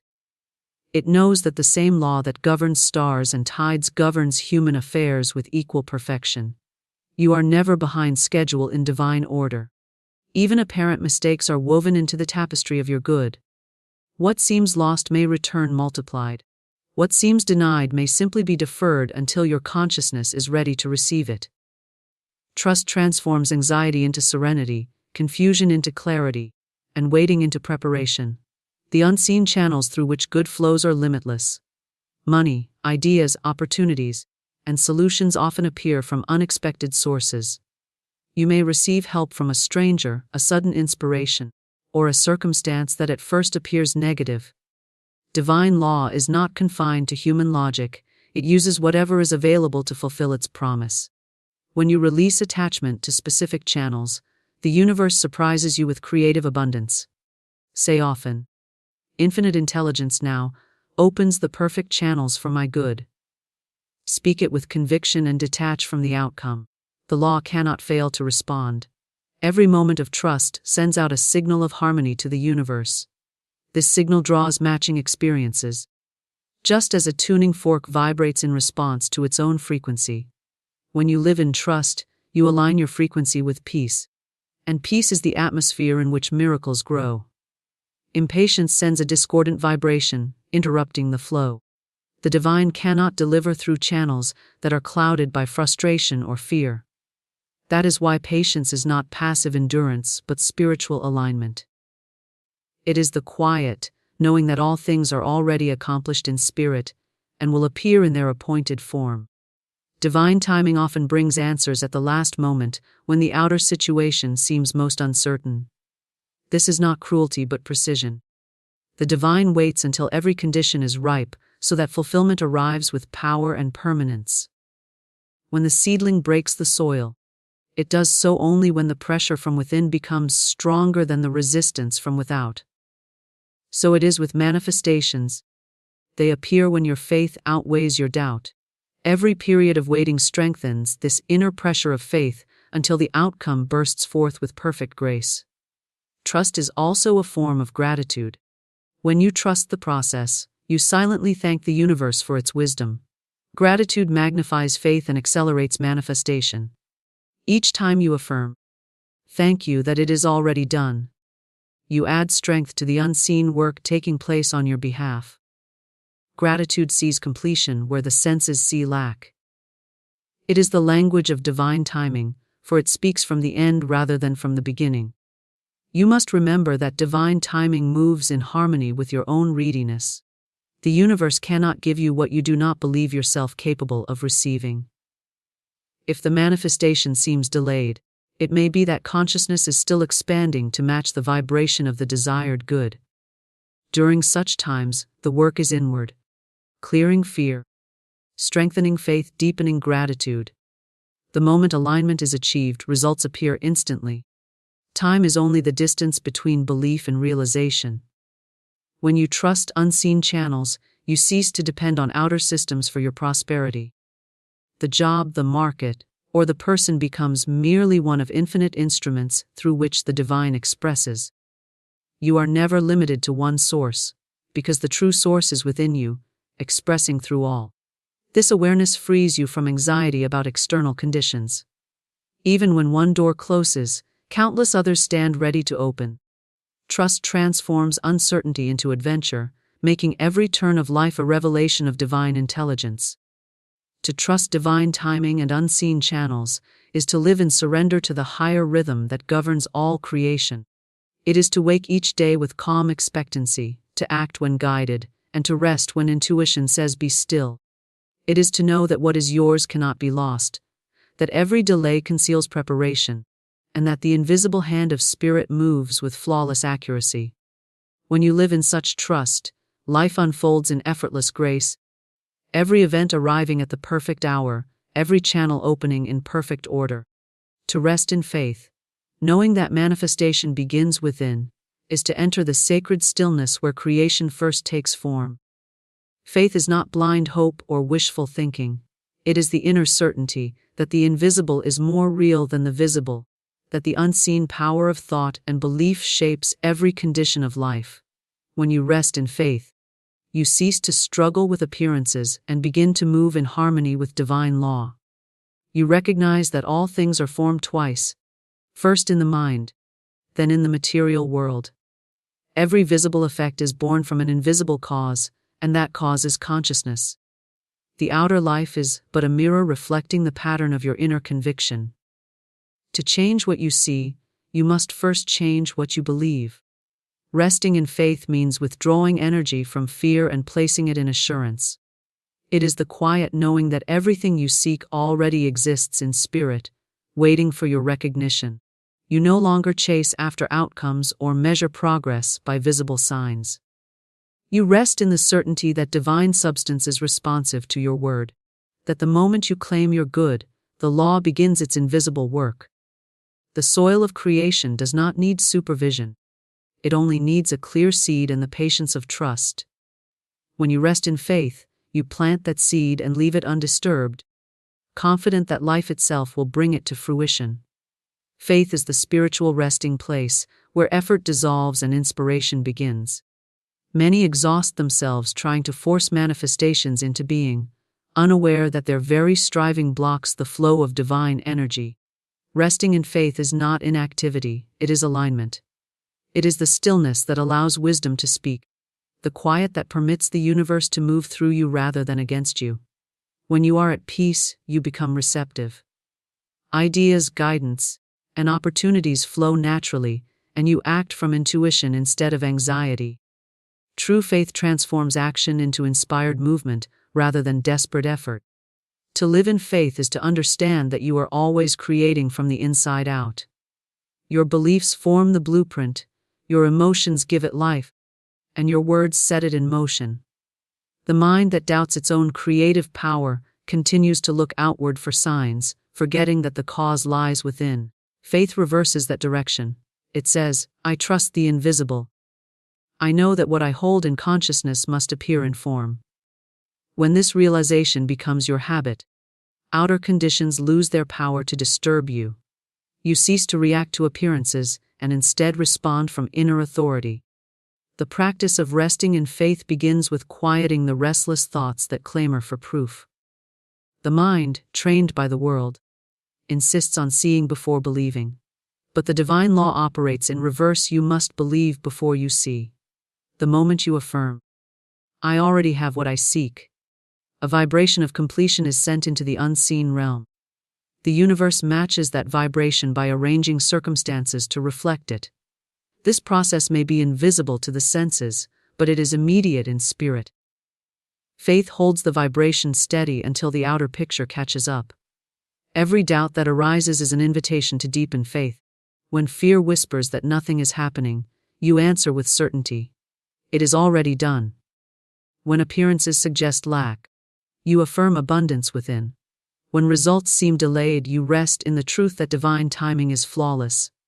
Faith does not argue with conditions, it transcends them. The mind that has learned to rest in faith no longer measures progress by sight. It knows that the unseen is always working, even when nothing seems to move. The farmer does not dig up his seed each day to check its growth, he trusts the process. So must you trust the law of manifestation. To rest in faith is also to release anxiety about how your good will come. The how belongs to the infinite intelligence that governs all creation. The human mind cannot see all paths, but the divine mind sees every possible way. Your task is to maintain the state of assurance that your desire is already fulfilled in consciousness. The law of attraction and manifestation works through frequency, and faith is the highest frequency of all. When you remain in that state of calm certainty, you magnetize circumstances, people, and events that match your inner conviction. Faith is not passive acceptance but active knowing. It requires discipline to choose truth over appearances, calm over worry, and gratitude over complaint. Each choice strengthens the spiritual muscle of faith until it becomes unshakable. You may face moments where outer evidence contradicts your desire. Yet these are the moments when faith proves its power. To rest in faith is to stand unmoved amid uncertainty, declaring that the unseen good is more powerful than any visible obstacle. This steadfastness is what draws the invisible into visibility. The inner world is the workshop of creation. In that quiet space between thoughts, infinite possibilities exist, waiting for direction.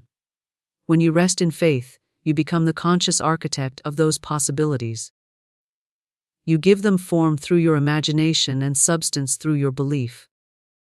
You learn to feel your desire as though it were already real. Feeling is the bridge between the invisible and the visible. When you feel abundance, you invite abundance. When you feel peace, you attract harmony. The universe responds not to words alone, but to the vibration behind them, and that vibration is determined by faith. Resting in faith means releasing the tension of wanting and embracing the ease of knowing. Wanting says, "It is not here yet." Knowing says, "It is already mine." The first creates delay, the second creates manifestation. The state of faith is a state of completion. You live as though the desire were already fulfilled, speaking, thinking, and acting from that consciousness. This alignment of inner and outer being activates the law of correspondence, as within, so without. The more real your inner vision becomes, the faster the outer reflection appears. Faith also harmonizes the emotions, for doubt is born of fear, and fear cannot exist where love abides. When you rest in faith, you rest in love. The awareness that the universe is benevolent, and that all things work together for your good. You no longer view life as a struggle, but as a dance between seen and unseen forces, each movement guided by divine intelligence. This understanding brings serenity even amid uncertainty. You stop chasing outcomes and begin attracting them effortlessly. For peace is the signal that tells the universe you are ready to receive. When you rest in faith, you become aware of subtle guidance. The still mind hears whispers of intuition that the noisy mind overlooks. These gentle promptings may lead you to take action, to wait, to turn in a new direction, or to release something no longer aligned. Faith trusts these impulses, knowing they come from the higher self. It does not question or overanalyze, it moves in harmony with the inner voice. Through this obedience to intuition, you walk the exact path prepared for your good. Resting in faith transforms time itself. When you live in the awareness that manifestation begins within, waiting becomes effortless. You no longer feel trapped by the passage of days, for you understand that every moment spent in faith is a moment of creation. The outer result is only the echo of inner alignment. You stop counting days and start cultivating consciousness. Each moment of trust adds strength to the structure of your unseen manifestation until it stands complete, ready to appear in physical form.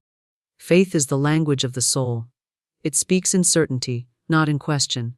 It knows that supply is infinite, that love is constant, that success is natural. When you rest in faith, you align with these eternal truths. You become immune to outer chaos because your center is anchored in divine order. No event can shake you, no appearance can deceive you. For you have learned to look through the veil of circumstance into the unchanging reality beneath. This inner stability is the true foundation of prosperity, for nothing can be built upon fear. To rest in faith is to rest in creative power. Every thought, every feeling, every word becomes a brushstroke upon the canvas of reality. You no longer plead for results. You command them through quiet confidence. You no longer ask if it will happen, you know it already has. Faith sees the end from the beginning and celebrates the invisible fulfillment even before it appears. The heart that lives in this awareness radiates peace, and peace is the magnet that draws every form of good. When you rest in faith, you finally understand that manifestation does not come from effort, chance, or struggle. It comes from being. You become what you believe. The outer world cannot resist the conviction of one who knows their oneness with divine law. Resting in faith is the highest form of action, for it places you in complete harmony with the creative intelligence that governs all. In that sacred rest, every desire is already complete, every prayer already answered, every dream already alive within the infinite mind of the universe. Beloved, Spirit never blesses without warning. Before your miracle arrives, the universe whispers in ways you cannot ignore. Have you felt lately that something is shifting, that doors are stirring, that signs are chasing you no matter where you turn? This is not coincidence, it is confirmation. Florence Scovel Shinn declared, "Nothing ever happens without a sign." When blessing is near, heaven will give you signals so clear that even your doubt cannot drown them out. These signs are not random. They are proof that your manifestation is already moving in your direction. In the next few moments, I will reveal the 3 unmistakable signs the universe gives before the breakthrough appears. If you notice these in your life, it means your blessing is closer than you think. So do not scroll away, beloved, because Spirit may be confirming to you right now that the prayer you've whispered is already answered. Sign number 1 begins with repetition. Spirit repeats until you pay attention. Numbers, words, dreams, even songs echo again and again because heaven wants you to know, this is the moment. Stay ready. Beloved, the first sign the universe gives before a blessing arrives is repetition. Spirit repeats until you pay attention. Florence Scovel Shinn declared, "Nothing ever happens without a sign." And the way Spirit ensures you notice is by echoing the same message again and again until it breaks through your doubt. Have you ever seen the same number everywhere you go? 1111 on the clock, on the receipt, on a passing car. Or perhaps you hear the same phrase spoken in different places, like a divine echo chasing you through the day. Maybe you dream the same image more than once, and then find it showing up in the physical world. Beloved, that is not accident. That is alignment. Repetition is Spirit's highlighter, circling the message you are meant to receive. The reason this matters is because Spirit knows how quick the human mind is to dismiss truth. Doubt is loud. Fear is louder. But repetition silences them both. When the same sign shows up 3, 4, 5 times, your spirit cannot deny it. The law of expectancy is being activated in you. The universe is saying, stop questioning, believe. Your blessing is already moving toward you. And here is where you must listen carefully, beloved. When you see repetition, you must respond with decree. Do not just smile and move on. Anchor it in your spirit. Speak aloud, I recognize this sign. Spirit is speaking to me. My blessing is close, and I receive it under grace and in perfect ways. Every time you affirm, you magnify the energy of the sign. You align yourself more deeply with divine law. Beloved, repetition is like a drumbeat before the victory. It prepares your heart. It builds your faith. It shifts your focus from fear to expectancy. You may not see the blessing yet, but the sign keeps returning until you realize the truth. It is already yours. Florence Scovel Shinn reminded us that faith is not blind. It sees the invisible and hears the inaudible. Signs are heaven's way of helping you see before the eyes behold, of helping you hear before the ear receives. So when you notice repetition, rejoice. Do not doubt it. Do not call it coincidence. Declare it for what it is: confirmation. Think about it this way. A package on its way to you often comes with updates. First, order confirmed, then shipped, then out for delivery. Each update is repetitive, yet each one builds expectation. Beloved, Spirit works the same way. The repeated numbers, the repeated dreams, the repeated phrases, they are your out for delivery notice. They are proof that your manifestation is not lost, not delayed, but on its way. Now I tell you this for a reason, because YouTube itself is a signpost for many of you. If this message has found you today, it is not chance. Spirit led you here. Out of millions of videos, this one appeared before your eyes. That in itself is repetition, confirmation, that Spirit is speaking to you. Stay with this word, beloved, because your faith rising even now is proof that blessing is near. So the next time the number flashes, the phrase repeats, the dream returns, pause and decree. I see the sign. I hear the echo. My blessing is close. For Spirit repeats not to tease you but to prepare you, not to confuse you but to confirm you. And when you recognize repetition, you recognize heaven's announcement. Your manifestation is near. Beloved, the second sign that the universe is about to bless you is divine timing. Spirit never arrives too late, never arrives too early, but always in perfect order. Florence Scovel Shinn declared, "Delays are not denials. They are divine adjustments." When your manifestation is close, you begin to notice the timing of events aligning in ways you could not have orchestrated yourself. Have you ever thought of someone and suddenly they call you? Have you ever walked into the right place at the exact moment an opportunity opened? Have you ever been delayed, only to discover that the delay led you straight into blessing? Beloved, that is not luck. It is divine timing. Spirit is arranging the details so that when your blessing arrives, you are in the perfect position to receive it. And here is where expectancy meets alignment. The closer your breakthrough comes, the more you will notice timing working for you. Meetings happen at the exact moment you need them. A door that was closed suddenly swings open at the right hour. What looked like a setback is revealed as a setup. The rhythm of heaven begins to surround you, guiding your every step. Beloved, this is why patience is holy. When you are impatient, you try to force the door. But when you trust divine timing, you let Spirit open it in perfect order. Florence Scovel Shinn taught that man's extremity is God's opportunity. Just when you think time has run out, heaven reminds you that it is never late, only precise. Now listen closely, because this is where many lose their blessing. They misinterpret delays as rejection. But delays are evidence that Spirit is moving pieces you cannot see. Perhaps the person who must help you is not yet ready. Perhaps the opportunity must mature before it appears. Perhaps your own faith needs one more stretch before it can hold the blessing. Divine timing protects you from receiving too soon. Beloved, here is the secret. When timing begins to align, you will feel it. Doors that were once heavy begin to open with ease. Phone calls come at the right moment. Money arrives just in time. What once felt like coincidence now feels orchestrated. That is heaven whispering, your blessing is near. And do you know why you found this video today? Because YouTube itself is one of Spirit's tools. This message appeared in your feed at this very moment because divine timing placed it there. Out of all the videos you could have scrolled past, this one stopped before your eyes. That is not accident. It is Spirit confirming. This word is for you. Your blessing is on schedule. So what must you do when you notice divine timing? You must surrender. Stop worrying about when. Stop asking, how long will it take?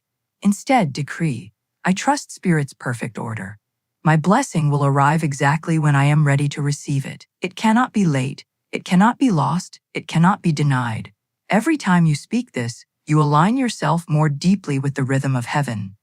Beloved, divine timing is the guarantee that nothing meant for you will ever pass you by.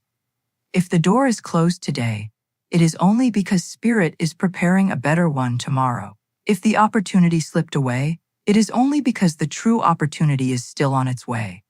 Spirit is never hurried, never anxious, never uncertain. And when you trust this, you live in peace. So the next time something aligns perfectly, pause and whisper, this is my sign. Spirit is arranging the details. My blessing is near. And when a delay comes, do not despair. Declare, this too is divine timing. Spirit is protecting and preparing me for something greater. Beloved, remember this divine timing is not man's timing. It is higher, it is wiser, it is flawless. And when you begin to notice its patterns in your life, you can be certain the universe is about to bless you. Beloved, the third sign the universe is about to bless you is inner peace. Before manifestation arrives, Spirit calms the storm within. You may have struggled with worry, with fear, with endless questions, but then suddenly you feel quiet. A deep stillness settles in your soul. And though nothing in the outer world has changed, you know inside that something is different. That stillness is not natural. It is supernatural. It is the peace of spirit announcing that your blessing is near. Florence Scovel Shinn declared, faith knows it has already received. When faith rises to its full height, anxiety falls away. You no longer beg, you no longer chase, you no longer panic. Instead, you rest. This rest is not laziness. It is certainty. It is the inner knowing that what you asked for is already yours. Peace is heaven's receipt, proof that the transaction is complete in the unseen, even before it arrives in the seen. Beloved, think of the farmer who plants seed. He does not dig it up every day to check if it is growing. He waters, he waits, and he rests. The peace he feels is trust in the law of harvest. And so it is with you. When your blessing is close, Spirit places peace in your heart, so you will not sabotage your own manifestation with worry. Have you noticed this shift in yourself? Where once you were restless, now you are calm. Where once you doubted, now you believe. Where once you prayed with desperation, now you give thanks with quiet joy. Beloved, that is not accident. That is the Spirit within you confirming, it is already done. Your blessing is near. And notice this, YouTube itself may be one of the ways Spirit speaks peace to you. Out of all the noise online, this message found you. That is no accident. You pressed play at this exact moment because Spirit wanted you to hear these words, be still, trust. Your manifestation is close. Beloved, inner peace before breakthrough is a law. Just before the dawn, the night is still. Just before the harvest, the field is quiet. Just before the birth, the womb is calm. Spirit follows the same pattern in your life. The blessing cannot enter a stormy heart. So when Spirit is about to deliver, peace is the final preparation. Now listen closely, because this is where many miss their miracle. They mistake peace for emptiness. They think nothing is happening because the struggle has stopped. But beloved, when the struggle stops, it means heaven has already taken over. The silence is not absence, it is confirmation. The battle is no longer yours, for Spirit has already secured the victory. So what must you do when you feel this peace? You must anchor it. Declare aloud, I receive this peace as proof of my blessing. I will not worry. I will not fear. I will not doubt. My manifestation is already mine, and I walk in gratitude now. This decree keeps the peace steady, even when your outer world tries to shake you. Beloved, peace is the final sign. Numbers may flash, timing may align, but peace is heaven's seal. It is the Spirit's way of saying, rest, beloved. You do not need to chase. You only need to receive. And when you recognize this peace, you can be sure. The blessing is not far. It is standing at the door, ready to enter. So the next time you feel stillness where there used to be fear, rejoice. The next time gratitude flows where anxiety once ruled, give thanks. Whisper to yourself, this is my sign. Spirit has settled my soul because my blessing is near. For the truth cannot be denied, beloved.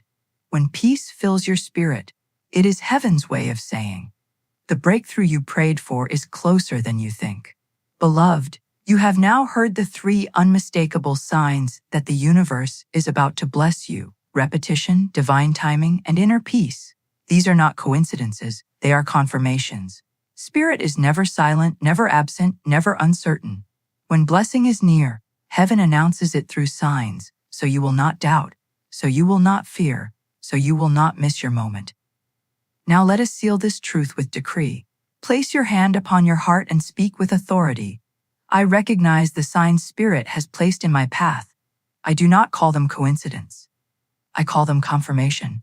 The repeating numbers, The divine timing, the inner peace. These are my evidence that blessing is near. Say it again, louder this time. I am aligned with divine law. I receive my blessing under grace and in perfect ways.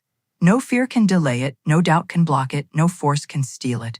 I rest in faith, I live in gratitude, and I welcome my manifestation now. Beloved, when you decree this daily, you make your spirit magnetic.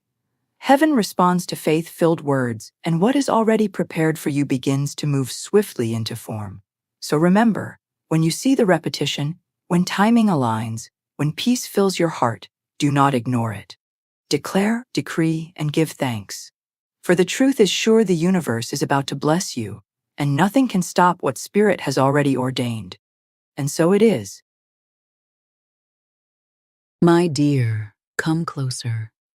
Let us speak of the silence that follows your most desperate prayers.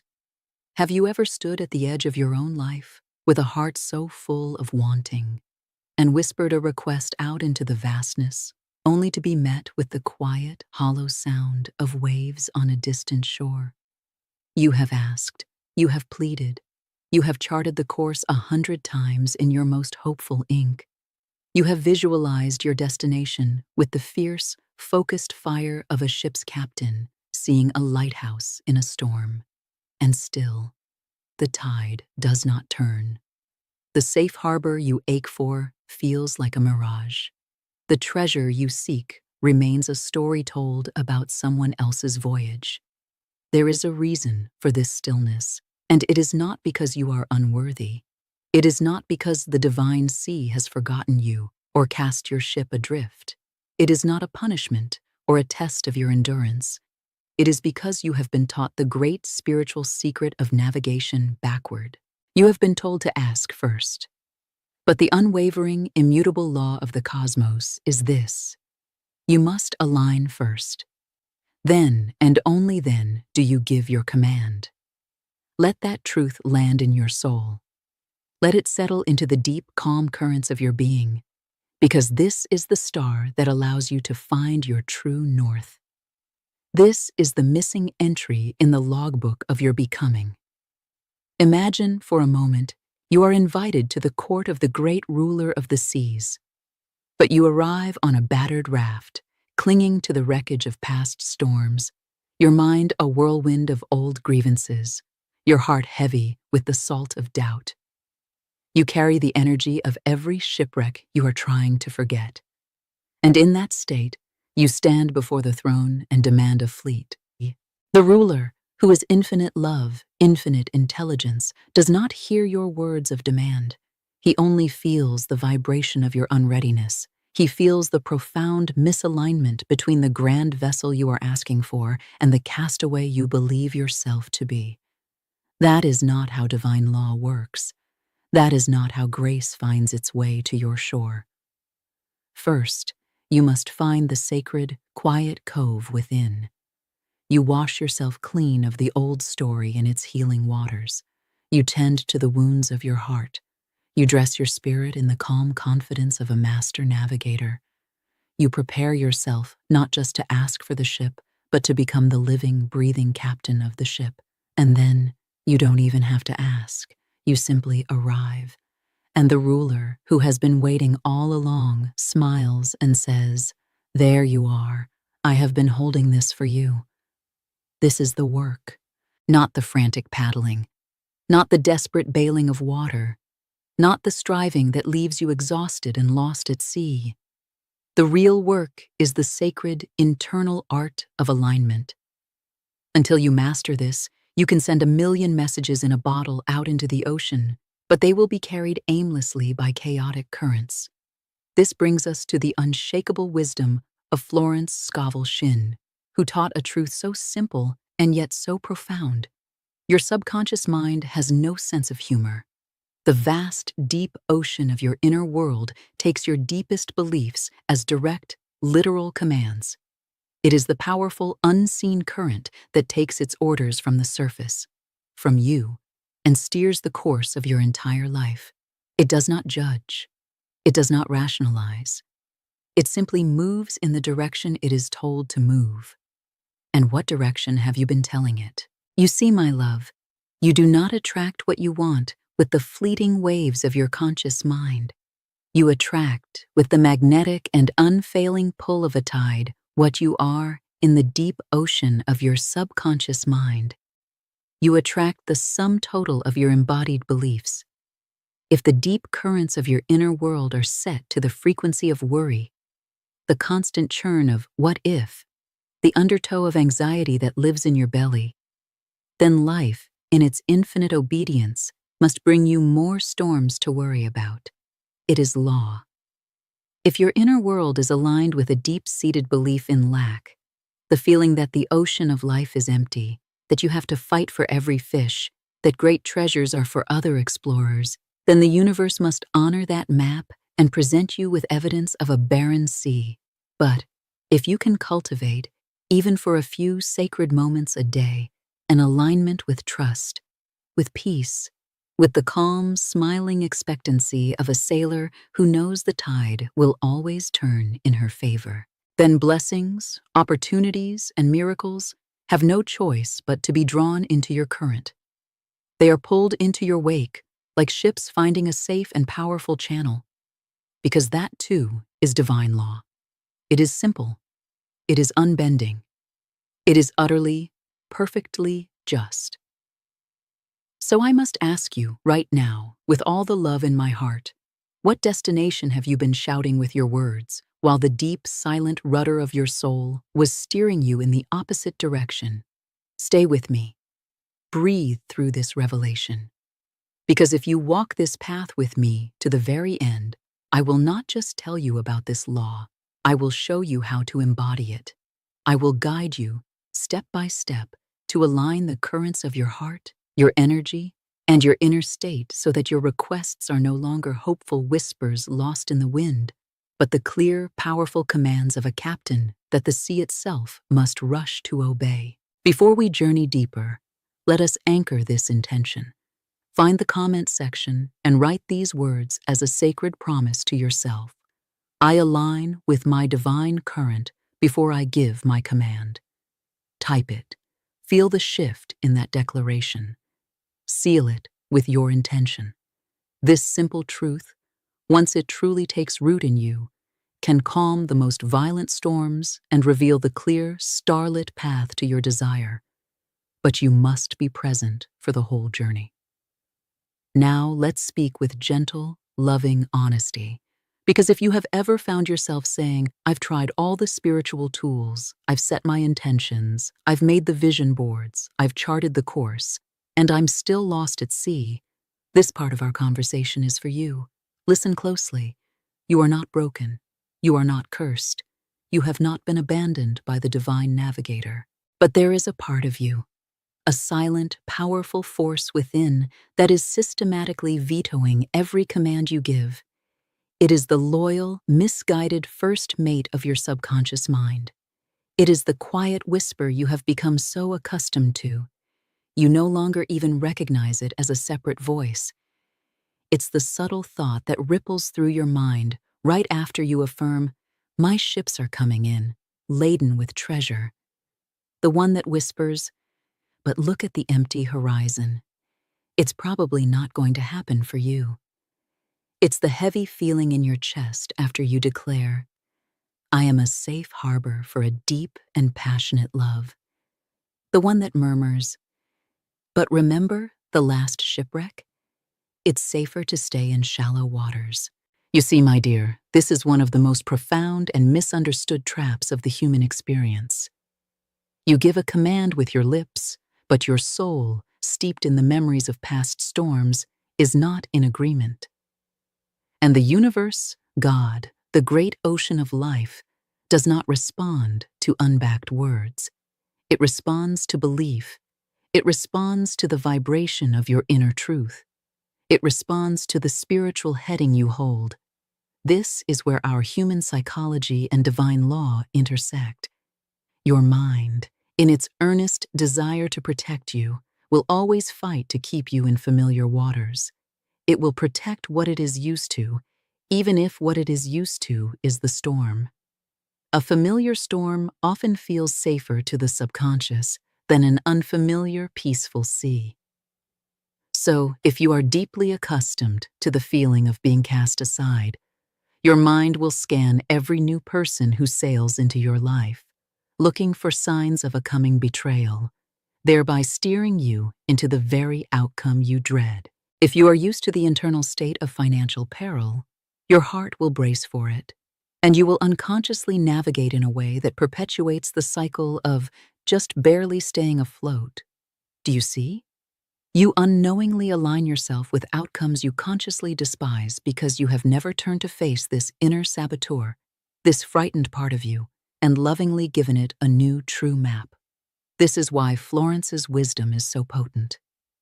Your word is your wand. But what she meant is that your deep core belief is the steady hand on the ship's wheel. You can shout commands all you want, but if your hand is trembling with doubt, the ship will go in circles. You cannot command the ship toward the shores of success while your hand is subconsciously steering it toward the rocks of failure. You cannot call in a loving partner while your entire being is braced to be sunk by abandonment. You cannot declare a healed body while your mind is charting a course through the waters of sickness.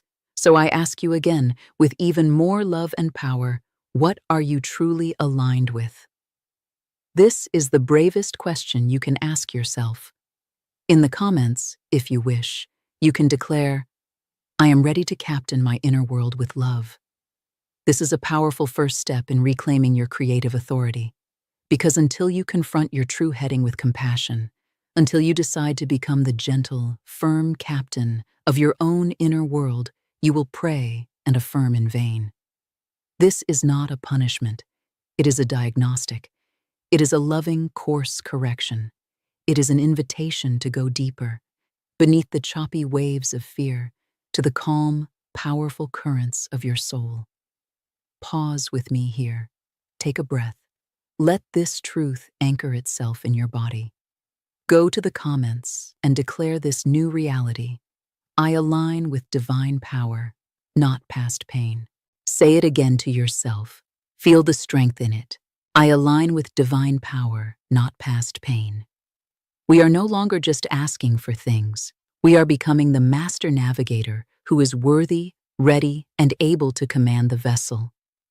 Now that we have lovingly exposed the misguided first mate, let's give them a new map. Let's create a new inner compass. Because alignment is not some mystical, unattainable state. It is a method. It is a practice. It is a sacred rhythm. And when you learn this rhythm and practice it with devotion, you will cease to fight the waves. You will watch in awe as you find the great divine current that carries you effortlessly to your good. So, allow me to offer you what I call the 4 sacred rhythms of the soul's navigator. This is not theory. This is the embodied practice that separates those who are tossed by the waves of life from those who captain their destiny. Rhythm 1. Find the calm depths, stillness before speech. Never ever give a command from a place of chaos. Before you speak a single word of desire to the universe, you must first create a space for the universe to speak to you. Be still. Find a quiet place. Sit. Breathe. Your only goal in these first few moments is to let the frantic, choppy waves on the surface of your mind grow calm. Picture the ocean after a storm. You must simply wait with loving patience for the churning to cease so you can see the clear, deep water beneath. This is what stillness does for your mind. It clears it of panic, of the desperate hows and whens, of the relentless logic that tries to navigate a spiritual ocean with a terrestrial map. You cannot hear the guidance of the divine navigator in the midst of internal noise. In the stillness, you go beneath the surface. Your spirit becomes a finely tuned compass. Your heart opens. Your intuition awakens. You are not pushing your destination onto God.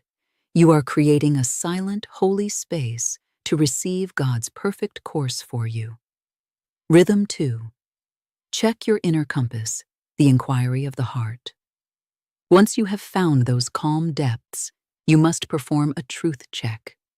Before the words of your command are formed, you ask your own soul a courageous question. Does my inner compass point true to this desire? Do I truly, deeply believe that this destination is already mine by divine right? If the immediate, honest answer that arises from your soul is a no, or a wavering, "I hope so," then you must stop. Do not proceed. To command from this place of disbelief is to try and sail in two directions at once. You are sending conflicting signals. I want this harbor, and I don't believe I can reach it. The great sea of life will always follow the direction of the stronger, more deeply held belief. So, if you find your compass wavering, your work is not to shout your command louder. Your work is to go back to rhythm one, to sit in the stillness, and to gently inquire within. What is the old shipwreck, the lie from a past voyage, that is interfering with my compass? And you sit with it, you love it, you thank it for trying to protect you, and you begin to replace it with a new, true north. This is non-negotiable. Rhythm 3. Set your course. The language of already done. Now you have found stillness. Your compass points true. You are in a state of alignment. Now you may speak, but you do not beg, plead, or send out a desperate SOS. That energy repels the very tide you wish to catch. You speak from a place of arrival. You speak as if your ship is already in the harbor, safe and sound. Your words are not a request, they are a confirmation, a captain's log entry written from the future. Your words must match the vibration of fulfillment. Instead of, "Please God, I need more money," the language of alignment is, "I give thanks that my treasure ships now sail in on a calm sea, under grace, in perfect ways. Every channel is open, every harbor welcomes me." Instead of, "I hope I find a partner soon," it is, "The divine plan of my life now includes my perfect partner, and we are sailing toward each other now on a divine current of love, harmony, and joy." This is the language of faith. It is calm, certain, and powerful. Rhythm 4. Trust the divine tides, the surrender into grace.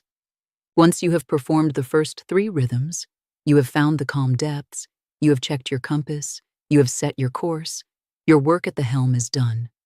Now comes the most challenging and most beautiful rhythm of all. You hoist the sails and trust the wind. You detach, you let go. You surrender the journey to the infinite intelligence that governs the tides. You release your white-knuckled grip on the maps, the timelines, and the hows. To obsess over these details is to introduce doubt. It is like setting your course for a beautiful island and then constantly grabbing the wheel to turn back, terrified you've taken a wrong turn. Detachment is not indifference. It is the highest form of trust. It is the unwavering faith that the creative power that guides the stars and turns the tides also knows how to bring your ship into port. The divine winds are not moved by your pressure. They are moved by your faith, demonstrated by your actions as you wait. If you have commanded healing, you begin to act like a person who is healing.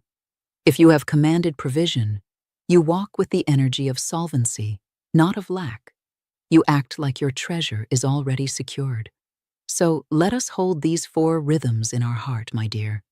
Let them become your sacred practice. First, find the calm depths, creating the sacred space. Second, check your inner compass, ensuring your belief is true. Third, set your course, speaking your new reality into being. And fourth, trust the divine tides, releasing your faith to a higher power. This is not a formula, it is a homecoming. Stay with me, beloved, because what I am about to share next will illuminate, with piercing clarity, why some people seem to sail effortlessly from one beautiful harbor to the next, while others feel perpetually lost at sea. Now, let me ask you a bold question, and I want you to answer with the evidence of your life. If the very thing you have been asking for, the ship of love, the treasure of abundance, the clear passage to your purpose, sailed into view today, Is your harbor ready to receive it? Is there space? Pause with that question. Let the honest answer surface without judgment. And if you feel called, share one small sacred act of preparation you will commit to this week. Let us witness and support one another in our becoming. Because if your harbor is still cluttered with the wreckage of old relationships, how can a new ship dock? If your docks are filled with frantic, soul-draining tasks, where is the space for your grand new vessel of purpose to unload its gifts? If your habits, your mindset, your crew are all still equipped for a tiny fishing boat, then even if a great galleon arrives, you will feel overwhelmed and send it away because it is too foreign, too much, too unfamiliar. This is the part of the spiritual journey almost no one talks about. Preparation is the brightest lighthouse you can build, signaling your faith to the universe. The woman who prays for a great love doesn't just sit on the shore and wait. She builds a beautiful, welcoming harbor. She cleans out the debris of past heartaches. She becomes the kind of safe, joyful harbor she herself would want to sail into. The soul who asks for a grand opportunity doesn't panic. They learn to read the stars. They mend their sails. They ready their crew. They prepare themselves to be ready when the tide turns. Because when you prepare for it, as if its arrival is a guaranteed, non-negotiable fact, it has to come. The universe responds to readiness, not to restlessness. And your physical preparation is the ultimate proof that you truly believe your own commands. Let me be personal with you. I once asked for a massive financial miracle. I prayed, I affirmed, I visualized. But my financial life was a cluttered, unsafe harbor. I hadn't organized my accounts. I was afraid to even look at the ledgers. I wasn't sending any of my own small ships out with gifts for others. I was asking for a great fleet to arrive, but I had blockaded my own port with fear and neglect. So, nothing moved. Until I moved. I got my house in order. I cleared the harbor. I acted as if the fleet's arrival was guaranteed, and then, with divine timing and precision, it came. So ask yourself this today. What am I asking for that I am not preparing for? If you've asked for freedom, are you still living like a prisoner on your own ship? If you've asked for clarity, are you still sailing in foggy waters you could choose to leave? Your preparation speaks louder than your prayer when it's done with alignment. And beloved, the next and final part of this journey is the capstone, because it is one thing to align, to command, and to prepare your harbor. But if you do not know how to receive, you will refuse the ship when it arrives. We have come so far. But now, we arrive at the threshold most never learn to cross. Receiving. You might think receiving is passive, that once the universe sends the ship, it simply docks itself. But no, receiving is a posture. It is a skill. And so many of us unknowingly wave off our own fleet because deep down we do not feel worthy to be its admiral. Yes, we pray for more, but in the quietest corners of our hearts, a voice whispers, "This is too good to be true. A ship this grand isn't for someone like me, with my history of shipwrecks. What if I can't handle it? What if I run it aground?" And so, what happens? The ship appears on the horizon, and that old fear, that familiar feeling of unworthiness, slams the harbor gates shut before we can even step through. We sabotage the opportunity. We pick a fight with the wonderful new captain. We make a foolish decision with the newfound treasure. We find a way back to the familiar waters of not enough. My dear, hear my voice. Let it be the voice of your own higher self. You are not just allowed to receive. You were designed to command a fleet. You were created by a generous, opulent, endlessly giving source, not a stingy one. The divine does not just want to answer your prayer.